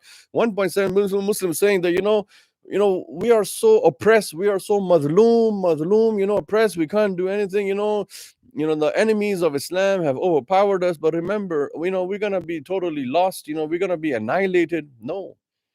Allah is with you, ya Muslimin. O Muslims, Allah is with you. And Allah is ghalib over amr. Meaning the amr of the enemy, the affair of the enemy, adu, will not overpower us, but the affair of Allah will be ghalib. As long as we do what? We have taqwa of Allah.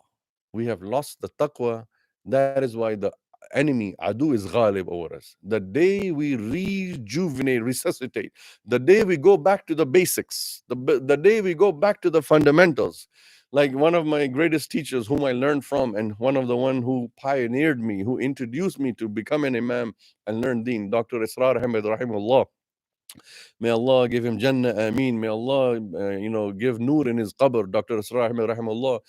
He also used to say that, in his lectures, that these enemies, ye dushman hamara kuch nahi bigaad sakte. These enemies cannot disturb or destroy a single thing for us. Agar hum apne deen pe sache ho jaye.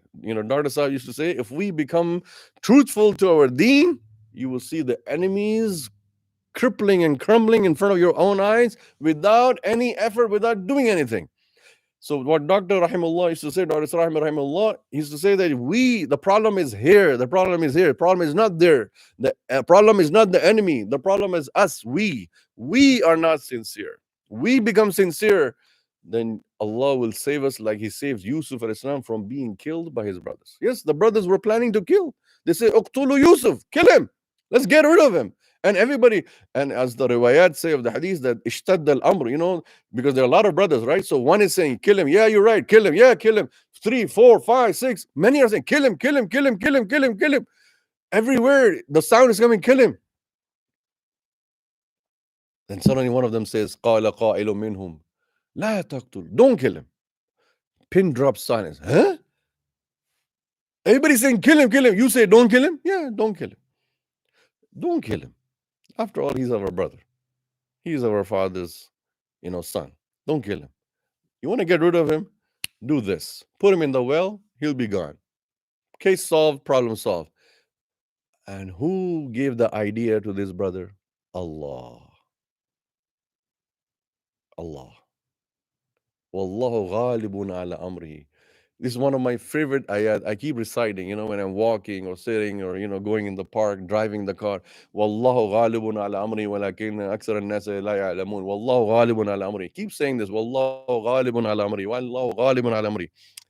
If you are in extreme danger, if you are in extreme fear that you have an enemy of yours standing at your door, ringing the bell and saying, open, open, and you're so gripped with fear inside in your house, sitting on your couch, on your bed, recite this ayah, recite this word, Wallahu ghalibun ala amrihi, Wallahu ghalibun ala amrihi, Wallahu ghalibun ala amrihi. You will see the karama, the barakah of Allah, that the enemy at the door will be gone. Yes, Wallah al-Azim will be gone. This has come to us from the scholars, ulama, bulagha, hukama. They've said this ta'seer of kalam, the asar of the kalam of Allah, kalam Rabbani, is so huge. So memorize this word, Wallahu ghalibun ala amrihi. Wallah, especially those of you who are working as a job, you have a very bad boss, a very bad supervisor, very bad manager, someone who really, drives you nuts, like a pain in the neck. Every day you go to work, just recite in front of the office of the boss. When you just stand there, Wallahu ghalibun ala amri, Wallahu ghalibun ala amri, Wallahu ghalibun ala amri. If the boss calls you in his office, when you go in the office, in your heart, keep saying, Wallahu ghalibun ala amri, Wallahu ghalibun ala amri, Wallahu ghalibun ala amri. Believe you me, brothers and sisters, your boss will be in your foot. Yes, brother and sister, your boss will be in your foot. You'll be surprised one day your boss will be coming and literally kissing your hand and saying, and you'll be like, whoa, what did I do? You forgot? You read the word of Allah. Wallahu ghalibun ala amri. Wallahu ghalibun ala amri. What does it mean? Wallahu ghalibun ala amri. 3 words of the Quran. 3 words of Surah Yusuf, the ayah. Wallahu, verily indeed Allah, ghalib, overpowering, ala amri, on his affairs. Meaning he establishes what he wants. Whatever your boss wants will not happen. Whatever you want through Allah will happen. So the boss will be in your footsteps, inshallah. But a disclaimer, don't use this on your spouse, please, okay? That's a disclaimer. So they said to put him in the ghayabat al-jub, yaltaqatu ba'd as-sayyara in kuntum fa'ilin, if you really are truthful in doing that. قالوا, the other brother said, قالوا يا أبانا ما لك لا تعملنا. Now the story shifts. They go to their father, because this was the plot and plan that they made, and now they're going with their plan to their father, Yaqub alayhi salam. They say, قالوا يا أبانا ما لك لا تعملنا على يوسف وإنا له ناصحون. Oh my our beloved father, why don't you trust us with Yusuf? Indeed, we will take him, and we are the sincere, nasihun from Nasiyah. We are sincere to Yusuf. We are his brothers. We're not going to lose him. Number 12, أرسله معنا غدا يرتع ويلعب وإنا له لحافظون.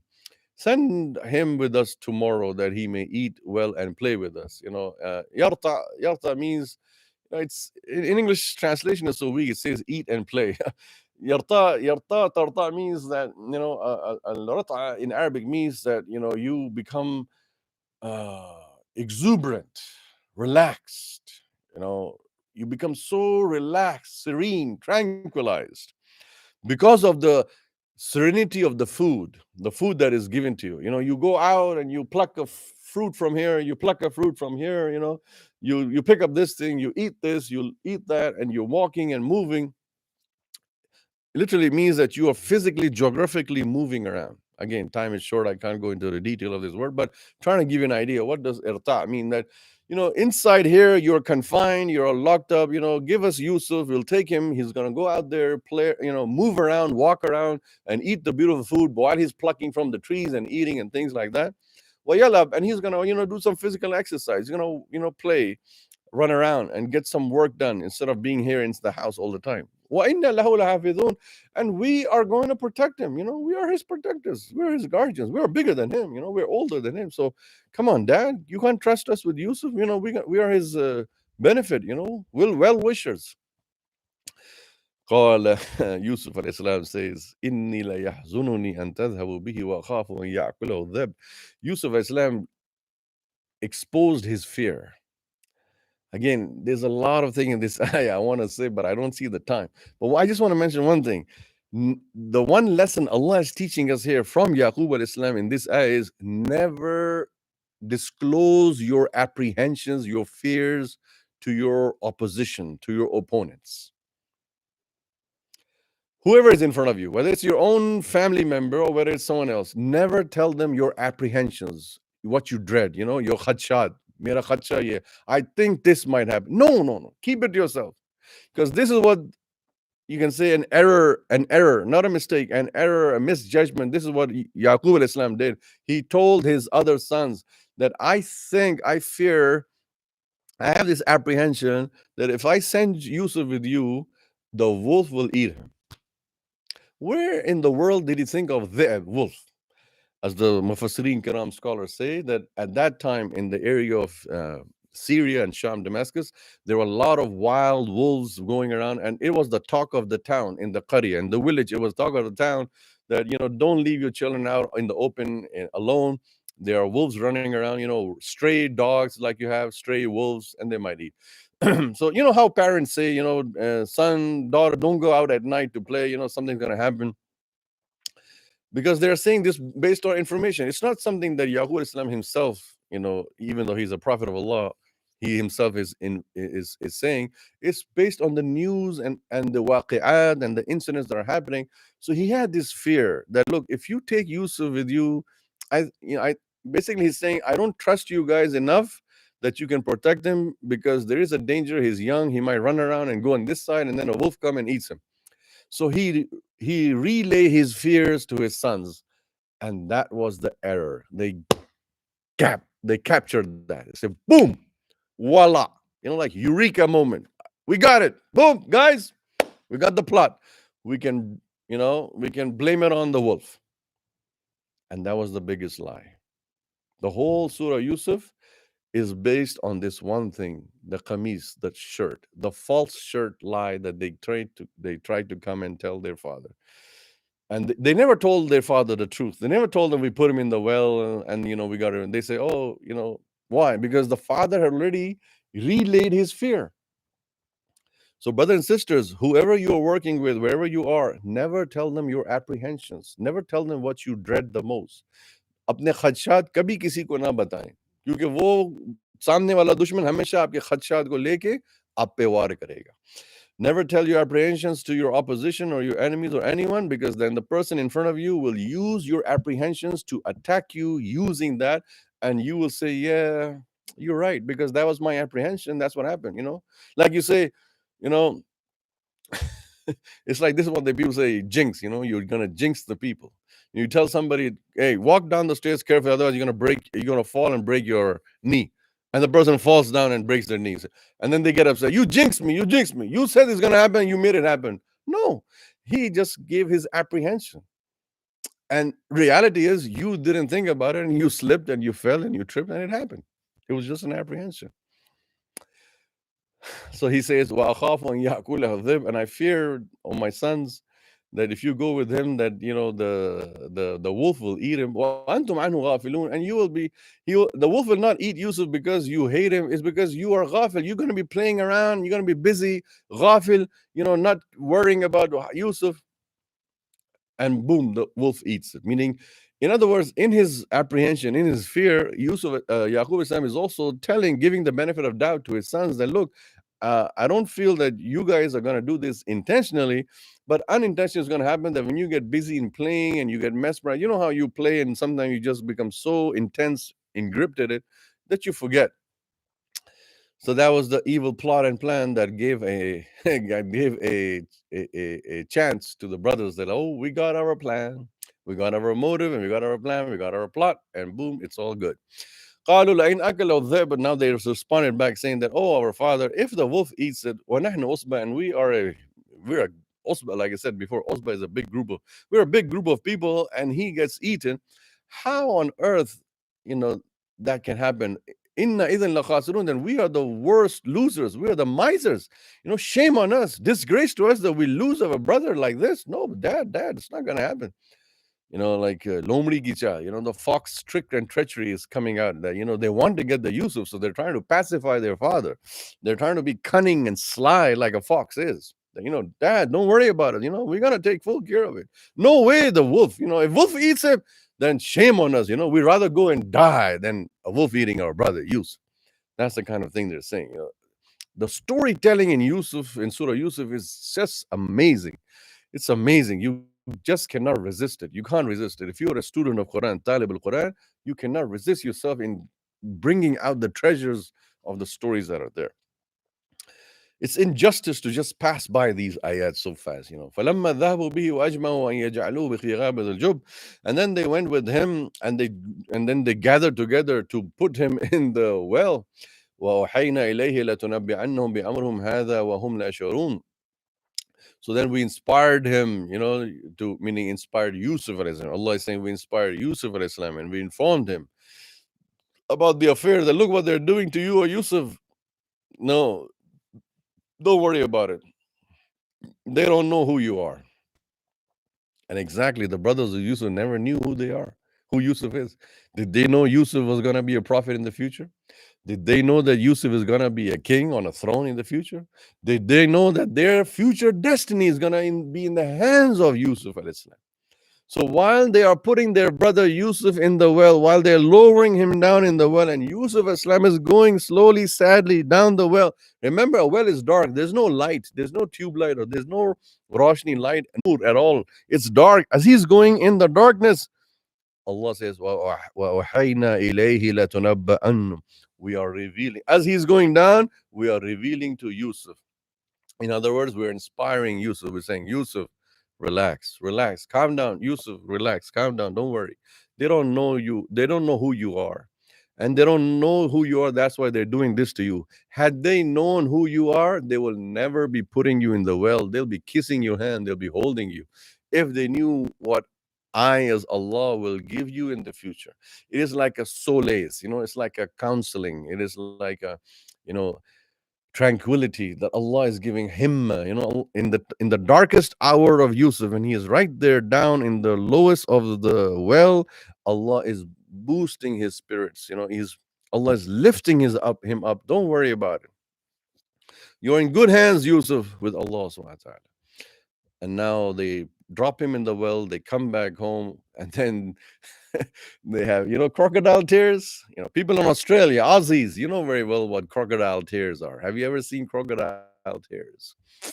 That is what Allah is talking about here at verse number 16. وَجَاءُوا آبَاهُمْ عِشَاءً يَبْكُونَ. They came to their father at night. Isha, we said Salat al-Isha, Isha. They came at night after a whole day. They got rid of him in the well, and then they kept playing. When nightfall, they said, let's go back. They came back and cried. Isha yabkun. They are crying. But why are they crying? Yusuf is alive. Yusuf is fine. He's not dead. Nobody ate him. So these are crocodile tears. These are false tears. False plot and planning. Acting. Drama. The brothers of Yusuf are doing the best drama. Like you can give the Nobel Awards, the Oscar, Academy Awards, the best actors in front of their father. They're crying, they're weeping, and the father gets grip. Those of you who are fathers, very well, when your son starts crying, you can't just control yourself. Like, what's wrong? What happens? Some big bad news. قالوا يا أبانا. They said, oh, our beloved father. Inna dhahabna, we went there. Nastabiq one another. We were racing with one another, playing around with another. Watarakna Yusuf, and we left Yusuf. And by the place where mata'ina, where our provision, where our picnic bag or backpack or something, the thing we went with from home. We put Yusuf over there. We said, Yusuf, just stay here, and we start playing and moving around. Nastabiq. Remember the plot. Because they got the plot from their father. The father said, I dread that, Yusuf will be eaten by the wolf while you are playing. And that's exactly, they're replaying the plot. It's ditto, exactly. They're saying, oh, father. In other words, they're saying in their heart, Dad, whatever you said, we just following that plan, although we did nothing of it. Oh my God, what a treachery. What a treachery of the brothers of Yusuf. Amazing. It's just amazing, mind-boggling. The message here that Allah is saying that look, they're acting exactly according to the plot and plan, and not a single swaying or wavering in their acting that they might get exposed. Like even in their acting, if they say something or do some ishara or something that the father, hey, something looks fishy. Something is suspicious about you guys. But they're so good in their acting and they're so unified together that Yaqub al-Islam, not in his wildest dream, he doesn't have any shak on them. He doesn't even have a doubt on them. But being a prophet, Allah inspired him, knows him, and he still rejects them. He doesn't accept their plan. They can say whatever they want, but he doesn't accept that because Allah mentions that in the ayah that's coming. Next one. So we left Yusuf over there, فَأَكَلَهُ الذِّئْبُ, and the wolf ate him. وَمَا أَنْتَ بِمُؤْمِنٍ لَنَا وَلَوْ كُنَّا صَادِقِينَ. This is the biggest confession of a liar. How many times liars have come up to your face and said, brother and sister, they said, even if I swear by God, you will still not believe me. In other words, what is he or she saying? I'm a habitual liar. My credibility is zero. I am a liar, and I'm known as a liar. I'm notorious as a liar. So even if I swear, you're not going to believe me because I have lied so much in the past that I have no track record of truthfulness. So no matter what I do, you won't believe me. So take it or leave it. And that's what they're saying. Yeah, that, oh, our father, وَمَا أَنْتَ بِمُؤْمِنٍ لَنَا, you will never believe us, even if we tell you the truth. Meaning, even if we swear by the truth, even if we say that this is the right thing, you or our father will not believe us. In other words, what are they saying? We are lying. Why does a liar always swear? Why you see people in our society very quickly, you're just talking and having a simple dialogue conversation, suddenly say, okay, can I swear in the Quran? You want me to bring the Quran? Lao Quran pe half karu. What the heck are you talking about? Quran is not for swearing. Allah is not for swearing. Why do quickly some people rush to start swearing? Because in their heart there is a weakness. They know they are liars, and they know that the person will not accept my truth, and they will not believe in me. So I have to swear in order to make them believe. Why does somebody have to swear to make you believe in them? That in itself is an answer. The answer is in the question, because they are a liar. If somebody's truthful, somebody's sadiq, they don't have to swear in front of you to make you believe. And then they said, وَجَاءُوا عَلَى قَمِيصِهِ بِدَمٍ كَذِبٍ. They came with a false lying, they came with Walaikum Salam Brother Shakil Shuaibi from Houston. And that's why Allah subhanahu wa ta'ala here says, وَجَاءُوا عَلَى قَمِيصِهِ بِدَمٍ كَذِبٍ. They came with a very false blood on the qamis, on the shirt of Yusuf. What they did was they took off the shirt of Yusuf alayhi salam, and they slaughtered an animal, and like it's mentioned different riwayat that it was a small cow or goat or something, and they put the false blood of that animal on. So it was never that red color was never the blood of Yusuf. And the shirt, some riwayat even say that it was not even his shirt, it was another person's shirt, so the shirt was not. So therefore there are different narrations out there. And then he says they came with a false blood on the shirt. قَالَ بَلْ صَوَّرَتْ لَكُمْ أَنفُسُكُمْ أَمْرًا. And then Yaqub alayhi salam said that rather your souls have enticed your souls, your nafs have enticed you to do something like this. فَصَبْرٌ جَمِيلٌ. I only be patient, meaning I don't trust you, I don't believe what you're saying is right. No. Wallahu musta'an ala ma tasifun. And Allah is the one I seek help. Musta'an is from ista'an. Ista'ana, like ista'in, Iyyaka na'budu wa iyyaka nasta'in. So that is the same word here, meaning Allah is the one I seek help with. Allah is the one I realize and seek help from in this affair, because I know Allah will help me in this issue. Allah is my helper and He will help me, and I'm seeking help from Him in this. I don't trust this story. I don't trust you guys. I don't believe that he has been eaten by the wolf. على tasifun, on what you describe. Now the story shifts. So scene 5 was going on, that between father and the sons over there. Suddenly Allah shifts here, scene number 6, back to the well. Let's go. Here the city life, here the house of Yaqub and son talking over there. Look how swiftly Allah changes. That's what I was talking about earlier. This is the miracle of Surah Yusuf, that Allah somewhere is giving very detailed information, and suddenly the shift changes and another scene comes and it's way apart. What happened between the house and all the way to the well in the desert, we don't know in the middle. We shift. the scene changes. Ayah number 19. وَجَاءَتْ سَيَّارَةٌ, and then a caravan. Sayyara from Sara Yasiru means walking, moving. So Sayyara, in today's time, we call Sayyara car. You know, the cars, the Arabs call that Sayyara. And in those times, it was the horses and the camels that would come in a caravan, and they would be traveling. It would be a group of people. People would travel in groups.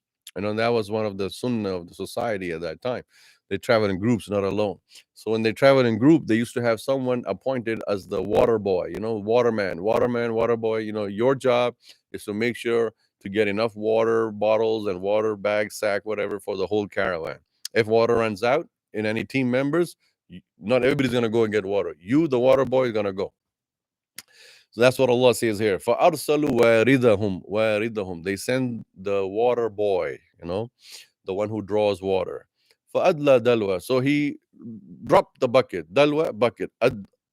You know, he dropped it in. So he's putting the water. Think about a person here. All right, I got to get the water for the caravan. Here we put it in there. Okay. Oh, man, this water is heavy. All right. And he starts pulling up. She's pulling up. Wow, what happened to water? Has it become oil now? It's like, what? Oh, huh! That's exactly the expression. I purposely did that. I purposely did that to make you feel the miracle, ijaz of the word of Arabic. Qala ya bushra. Oh my God. What is this? Hada ghulam. This is not water. It's a boy, young boy. Like he's like in a shock. You know, you're out of your senses. You know, like you're like stunned. You're like, you don't know what to do. You were like moments ago, you were like humming and singing a thing, you know, I'm gonna get water. Oh my, oh wow. And I mean he's so stunned, you know, stunned in a good way. Because if he was scared, you know, when you are stunned and scared, you drop the rope right there, you drop the bucket. You know, you drop the bucket. Oh, but he's stunned in a good way. Because why? As the Mufassirin Kiram tell us that this is what Rasul said in the hadith, that about Yusuf alayhi salam. He said, Al-Kareem, Ibn al-Kareem, Ibn al-Kareem, Ibn al-Kareem. 4 times Rasul used the word Kareem. He said, my brother Yusuf alayhi salam, my brother Yusuf is Al-Kareem. He is a generous and kind. Ibn al-Kareem, he's the son of a generous and kind. Ibn al-Kareem, he's the son of a generous and a kind person. Ibn al-Kareem, he's the son of a gentle and kind person. Who are he? Yani Yusuf ibn Yaqub, ibn Ishaq, ibn Ibrahim. He mentioned all 4 generations. Ibrahim, Ishaq, Yaqub, Yusuf. All 4 of them are Kareem. And then Rasul went on to say, the Kareem and Karama of Yusuf alayhi salam, the generosity and of the Yusuf alayhi salam is in his face. Beautiful face. Rasul said, shatr, you know, half of the beauty of the world, not beauty of just the time of Yusuf or the brothers of, half of the beauty of the world. This whole beautiful world that you see all over the world, this is one half, and the other half of all beauty is in the face of Yusuf alayhi salam. Just imagine for a second, brothers and sisters, such a beautiful face.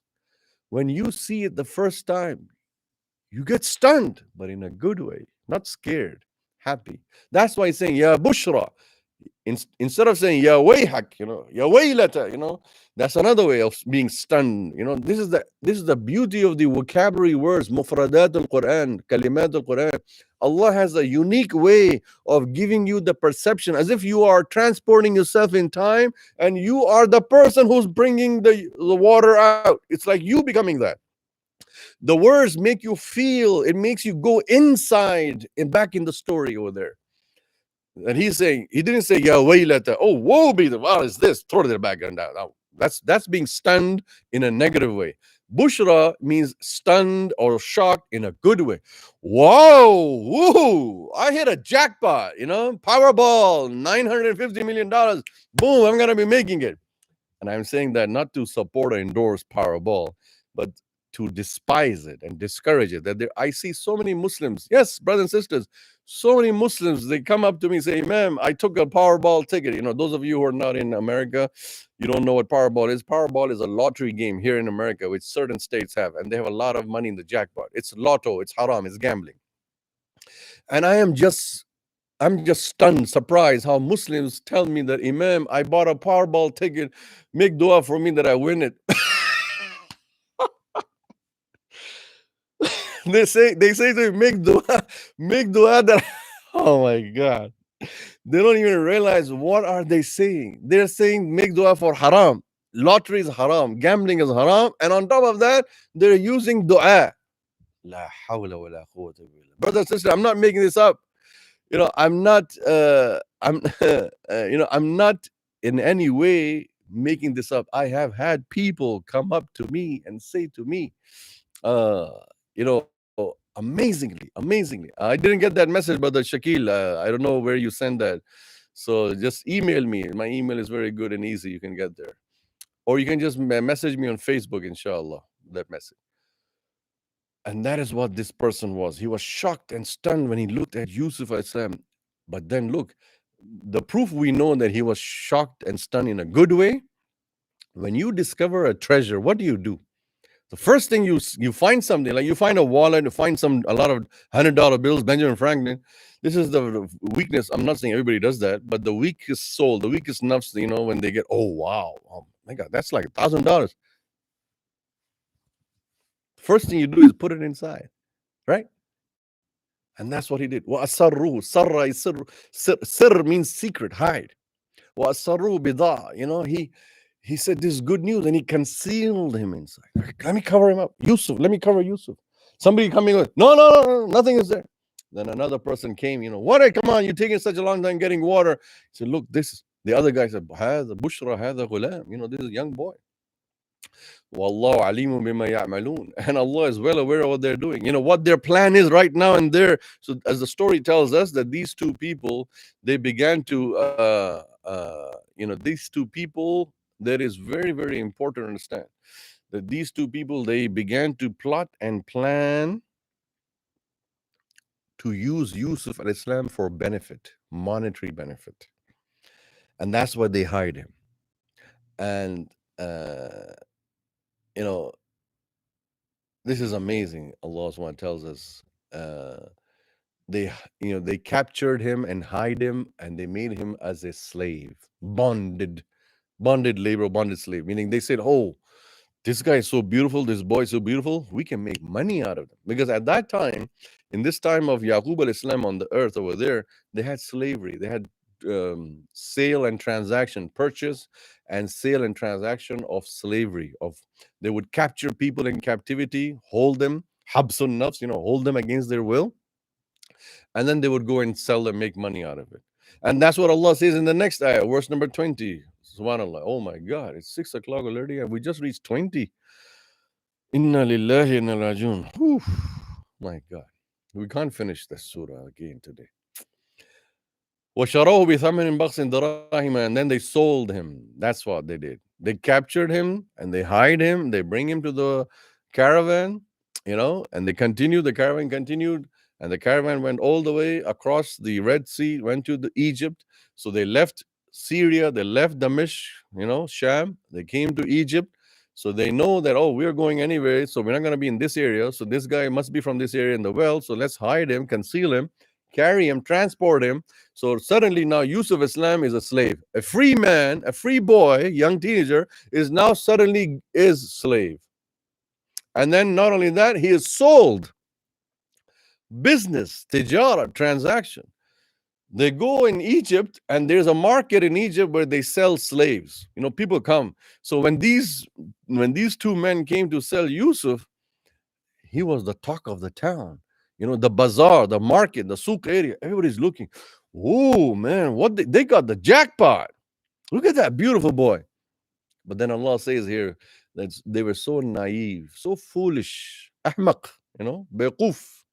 They were so foolish. They did not realize the value of Yusuf. Allah says here, وَشَرَوْهُ بِثَمَنٍ بَخْسٍ دَرَاهِمَ. They sold him for, baks. Like Allah says, وَلَا تَبْخَسُ النَّاسَ أَشْيَاءً. Baks means reduce. They sell them for very low price. Thaman, the price, which is very low. How much? Few dirham. And he was supposed to be sold for, like, say, million dirham. They're selling, people would come up to them, and It is mentioned in the riwayah that people will come and ask, how much? Come, hada. Like you go in the Umrah, the market guys, they say, come, Haji, come, hada, come. How much is this? So they will say, oh, 2 dirham. Oh, no, that's too much. So, meaning the first person who came to ask did not get it. Some of the riwayat say that there were many buyers that would come and ask and pass by. They were already selling him such a low price. Subhanallah. And then nobody knew his value until the Aziz. Baqs Darham Ma'dud, Allah says that they sold him for a very few reduced price. وَكَانُوا فِيهِ مِنَ الزَّاهِدِينَ. And then there was one of them who was Zahid, content with even the little. Meaning that the person, the Aziz that came at that time from the palace was looking. He said, "I know I'm going to offer you 1 dirham," and they accepted that. They took the less, and he was happy with that, and he took him. So Yusuf Islam got sold in the bazaar. Now look at this, step by step negative. Brothers jealous, took him out of the house in the desert. Second negative, that's one negative. Second negative, they put him in the well. Second negative. Third negative, they bring, he gets saved in the well. He comes out, but then what good is this saving? He becomes a slave. He becomes captured. Another negative. Then on top of that, he comes here, another negative. He gets sold. Not only was he captive, now he is sold. People making money off of him, and he is not even making money of himself. So that's another negative. Then he goes to the palace. Now the story goes over there. وَقَالَ الَّذِي اشْتَرَاهُ مِن مِصْرَ لِامْرَأَتِهِ. And then he came, the one who bought him, meaning the one from the Aziz, the palace, the Malik, the king that was there, he had an Aziz, a manager, you can say supervisor, contractor, whatever you want to call the word Aziz. Like he was a special guy, like second in command, second to the king of that time in the palace. He bought him, from Egypt, and he came to his wife at home, which is known from the Ahadith, Zulaykha. And he said, he said to his wife, Limrati, akrimi mathwao, give him karam, be good to him, be kind to him, and give him his provision, make a nice bed for him, keep him a provision. We're going to keep him in the house. I bought him from the bazaar. We're going to keep him here in the house. Asa yanfa'ana, perhaps he will benefit us, meaning he can help in the household chores, errands, things like that. Oh, nattakhidha waladan, and if we don't, or we can just take him as our son. This part of the ayah tells us that they were aqim. Aqim means someone who don't have children, married couple who don't have children, they're known as aqim. Like the ayah in Surah Luqman, that ayah is coming Surah Luqman. Allah says, we give you son, we give you daughter, or we give you both son and daughter, and we may make you aqim, we may make you with childless. A childless couple is aqim. So we see from this word, we realize, understand. See, a lot of hidden information is in the words itself. How do we know that they were a childless couple? Because he's saying we will take him as a son. That means they don't have a son. Why would somebody want to say, I want to take him as a son if they had a son? They would have said something else. We'll take him as another son. Then that would tell us that, oh, they do already have a child. وَكَذَلِكَ مَكَّنَّا لِيُوسُفَ. And now Allah subhanahu wa ta'ala shifts the story and says, and this is how we establish Yusuf in the land. After all this turbulence, after all this turning around, topsy-turvy, brothers kicking out, going in the well, getting in the caravan, being bonded, then being sold. Now some stability coming in the life of Yusuf. At least he's in one place. He's a teenager, 13, 14-year-old, as he's there. It's said in the hadith, he's there, he's in the palace. Now he's in the palace, he's going to be living in the palace. His food is taken care of. His shelter is taken care of. He doesn't worry about food. He doesn't really have to worry about his clothes. He's being provided. He doesn't really have to about rent or mortgage, like people say here. Astaghfirullah, la hawla wa la quwwata billah. He doesn't have to worry about the basic necessity of life. He's taken care of. So Allah is saying that. وَكَذَلِكَ مَكَّنَّا, makan, establish. We are making stability for Yusuf on earth. In this palace, in this house, with this Aziz and with this Zulaykha and his wife, Yusuf is having some stability, some form of conformity in life. The turbulence, the shaking, the big, hustling and bustling of events happening, going here, going there, caravan here. Now he's at least in one place, stability, focus, and now he's nurtured and groomed and growing. So Allah is saying, we establish him on earth. وَلِنُعَلِّمَهُ مِن تَعْوِيلِ الْحَدِيثِ. We establish him over there to teach him from the interpretation of the events, or it also means here interpretation of dreams, meaning Allah subhanahu wa ta'ala is now teaching him. And now here is the word that I said to you earlier. The ayah is here, verse 21. Wallahu ghalibun ala amrihi walakin aksar al-nasi la ya'lamun. Wallahu ghalibun ala amrihi. Remember these three words. Wallahu ghalibun, four words. Wallahu ghalibun ala amrihi. Wallahu ghalibun ala amrihi. Oh my God. I can't emphasize enough. I'm not an Arab, but I know the lazza, the sweetness of these words. Being a non-Arab, imagine somebody who's an Arab, somebody who's a native Arabic speaker. Imagine what they are feeling with these words if they tafakkur, tadabbur, think about it. Wallahu ghalibun ala. And look, where does Allah put this word in the ayah? After this turmoil and turbulence and going up and down and up and down, and now then suddenly things are settling down for Yusuf in the palace. Allah is saying, those people, whatever they wanted to do, they wanted to do. They wanted to kill him, they wanted to get rid of him, they wanted to make money off him, they wanted to make profit on him, he wanted a slave. Whatever these people wanted to do, they do. But Allah has his plan. And the plan of Allah is always ghalib, always dominant. Ghalib from ghalaba. Ghalaba means to be defeat. Here means that Allah defeats the plan of all the people in the world and makes his plan manifest. Meaning even in these events that happen, the silver lining, the ultimate thing was that the plan of Allah was being followed. Meaning Allah wanted Yusuf to be captured. Allah wanted Yusuf to be in the well and then be captured by these people. And Allah wanted him to be sold to this Aziz, not someone else. Because if he was not sold and they live with those guys from the caravan, who knows how would they take care of him? Will he get food? Will he get clothing? But Allah wanted Yusuf to be sold like this to a rich man in a palace, so that now he has some comfort, he has some relaxation. This is the ghalib of Allah subhanahu wa ta'ala. Allah made his plan ghalib. Allah defeated the plan of the brothers to kill him and made his plan ghalib, that they got the idea to put him in the well. In the well, he wanted the water. Allah made his plan ghalib, that he doesn't get the water. He forgot about the water. When he said, Bushra hadha ghulam, he forgot about thirst, And some of the riwayat say, that, when he came back, people asking, man, we sent you to get water. Where's water? He's all, no water. And because he's hiding, right now he has the biggest treasure trove. So he's hiding that. So Allah made his plan ghalib, even though the guy wanted water, but he got this. Then he made a plan to capture him. So still Allah made his plan ghalib. He wanted him to be captured so that Yusuf can be transported. If Yusuf was not captured over there, what if this guy just left him by the well? He would never get to Egypt. He would never get to this tranquility. This is the meaning of ghalib. Allah wanted ghalib, that thing to happen. So this happened. Although everything was negative for Yusuf, one after another, step by step, everything is negative happening to him. But everything is for a positive reason. Remember, brothers and sisters, the famous saying of Allama Iqbal, I believe it was him or some other poet, who said that, oh hawk, eagle, hawk, these opposite winds, they blow in order to raise you up. ये मुखालिफ हवाएं चलती हैं ए औकाब तुझे उड़ाने को. This is the thing in Urdu, the poetry said that, ये मुखालिफ हवाएं, opposite winds always push you, they thrust you, repel you to lift you up high. Otherwise the hawk or the eagle will never fly high and glide in the air, because you can't be pushed from the back. You have to be, and that's why airplanes technology was built on the birds, that the birds fling their wings against the air. That's why every airport has that thing, showing the air direction. You will see that wherever the air direction is, the planes will always take off in the opposite way, because the opposite wind lifts you up. That's how you get the lift.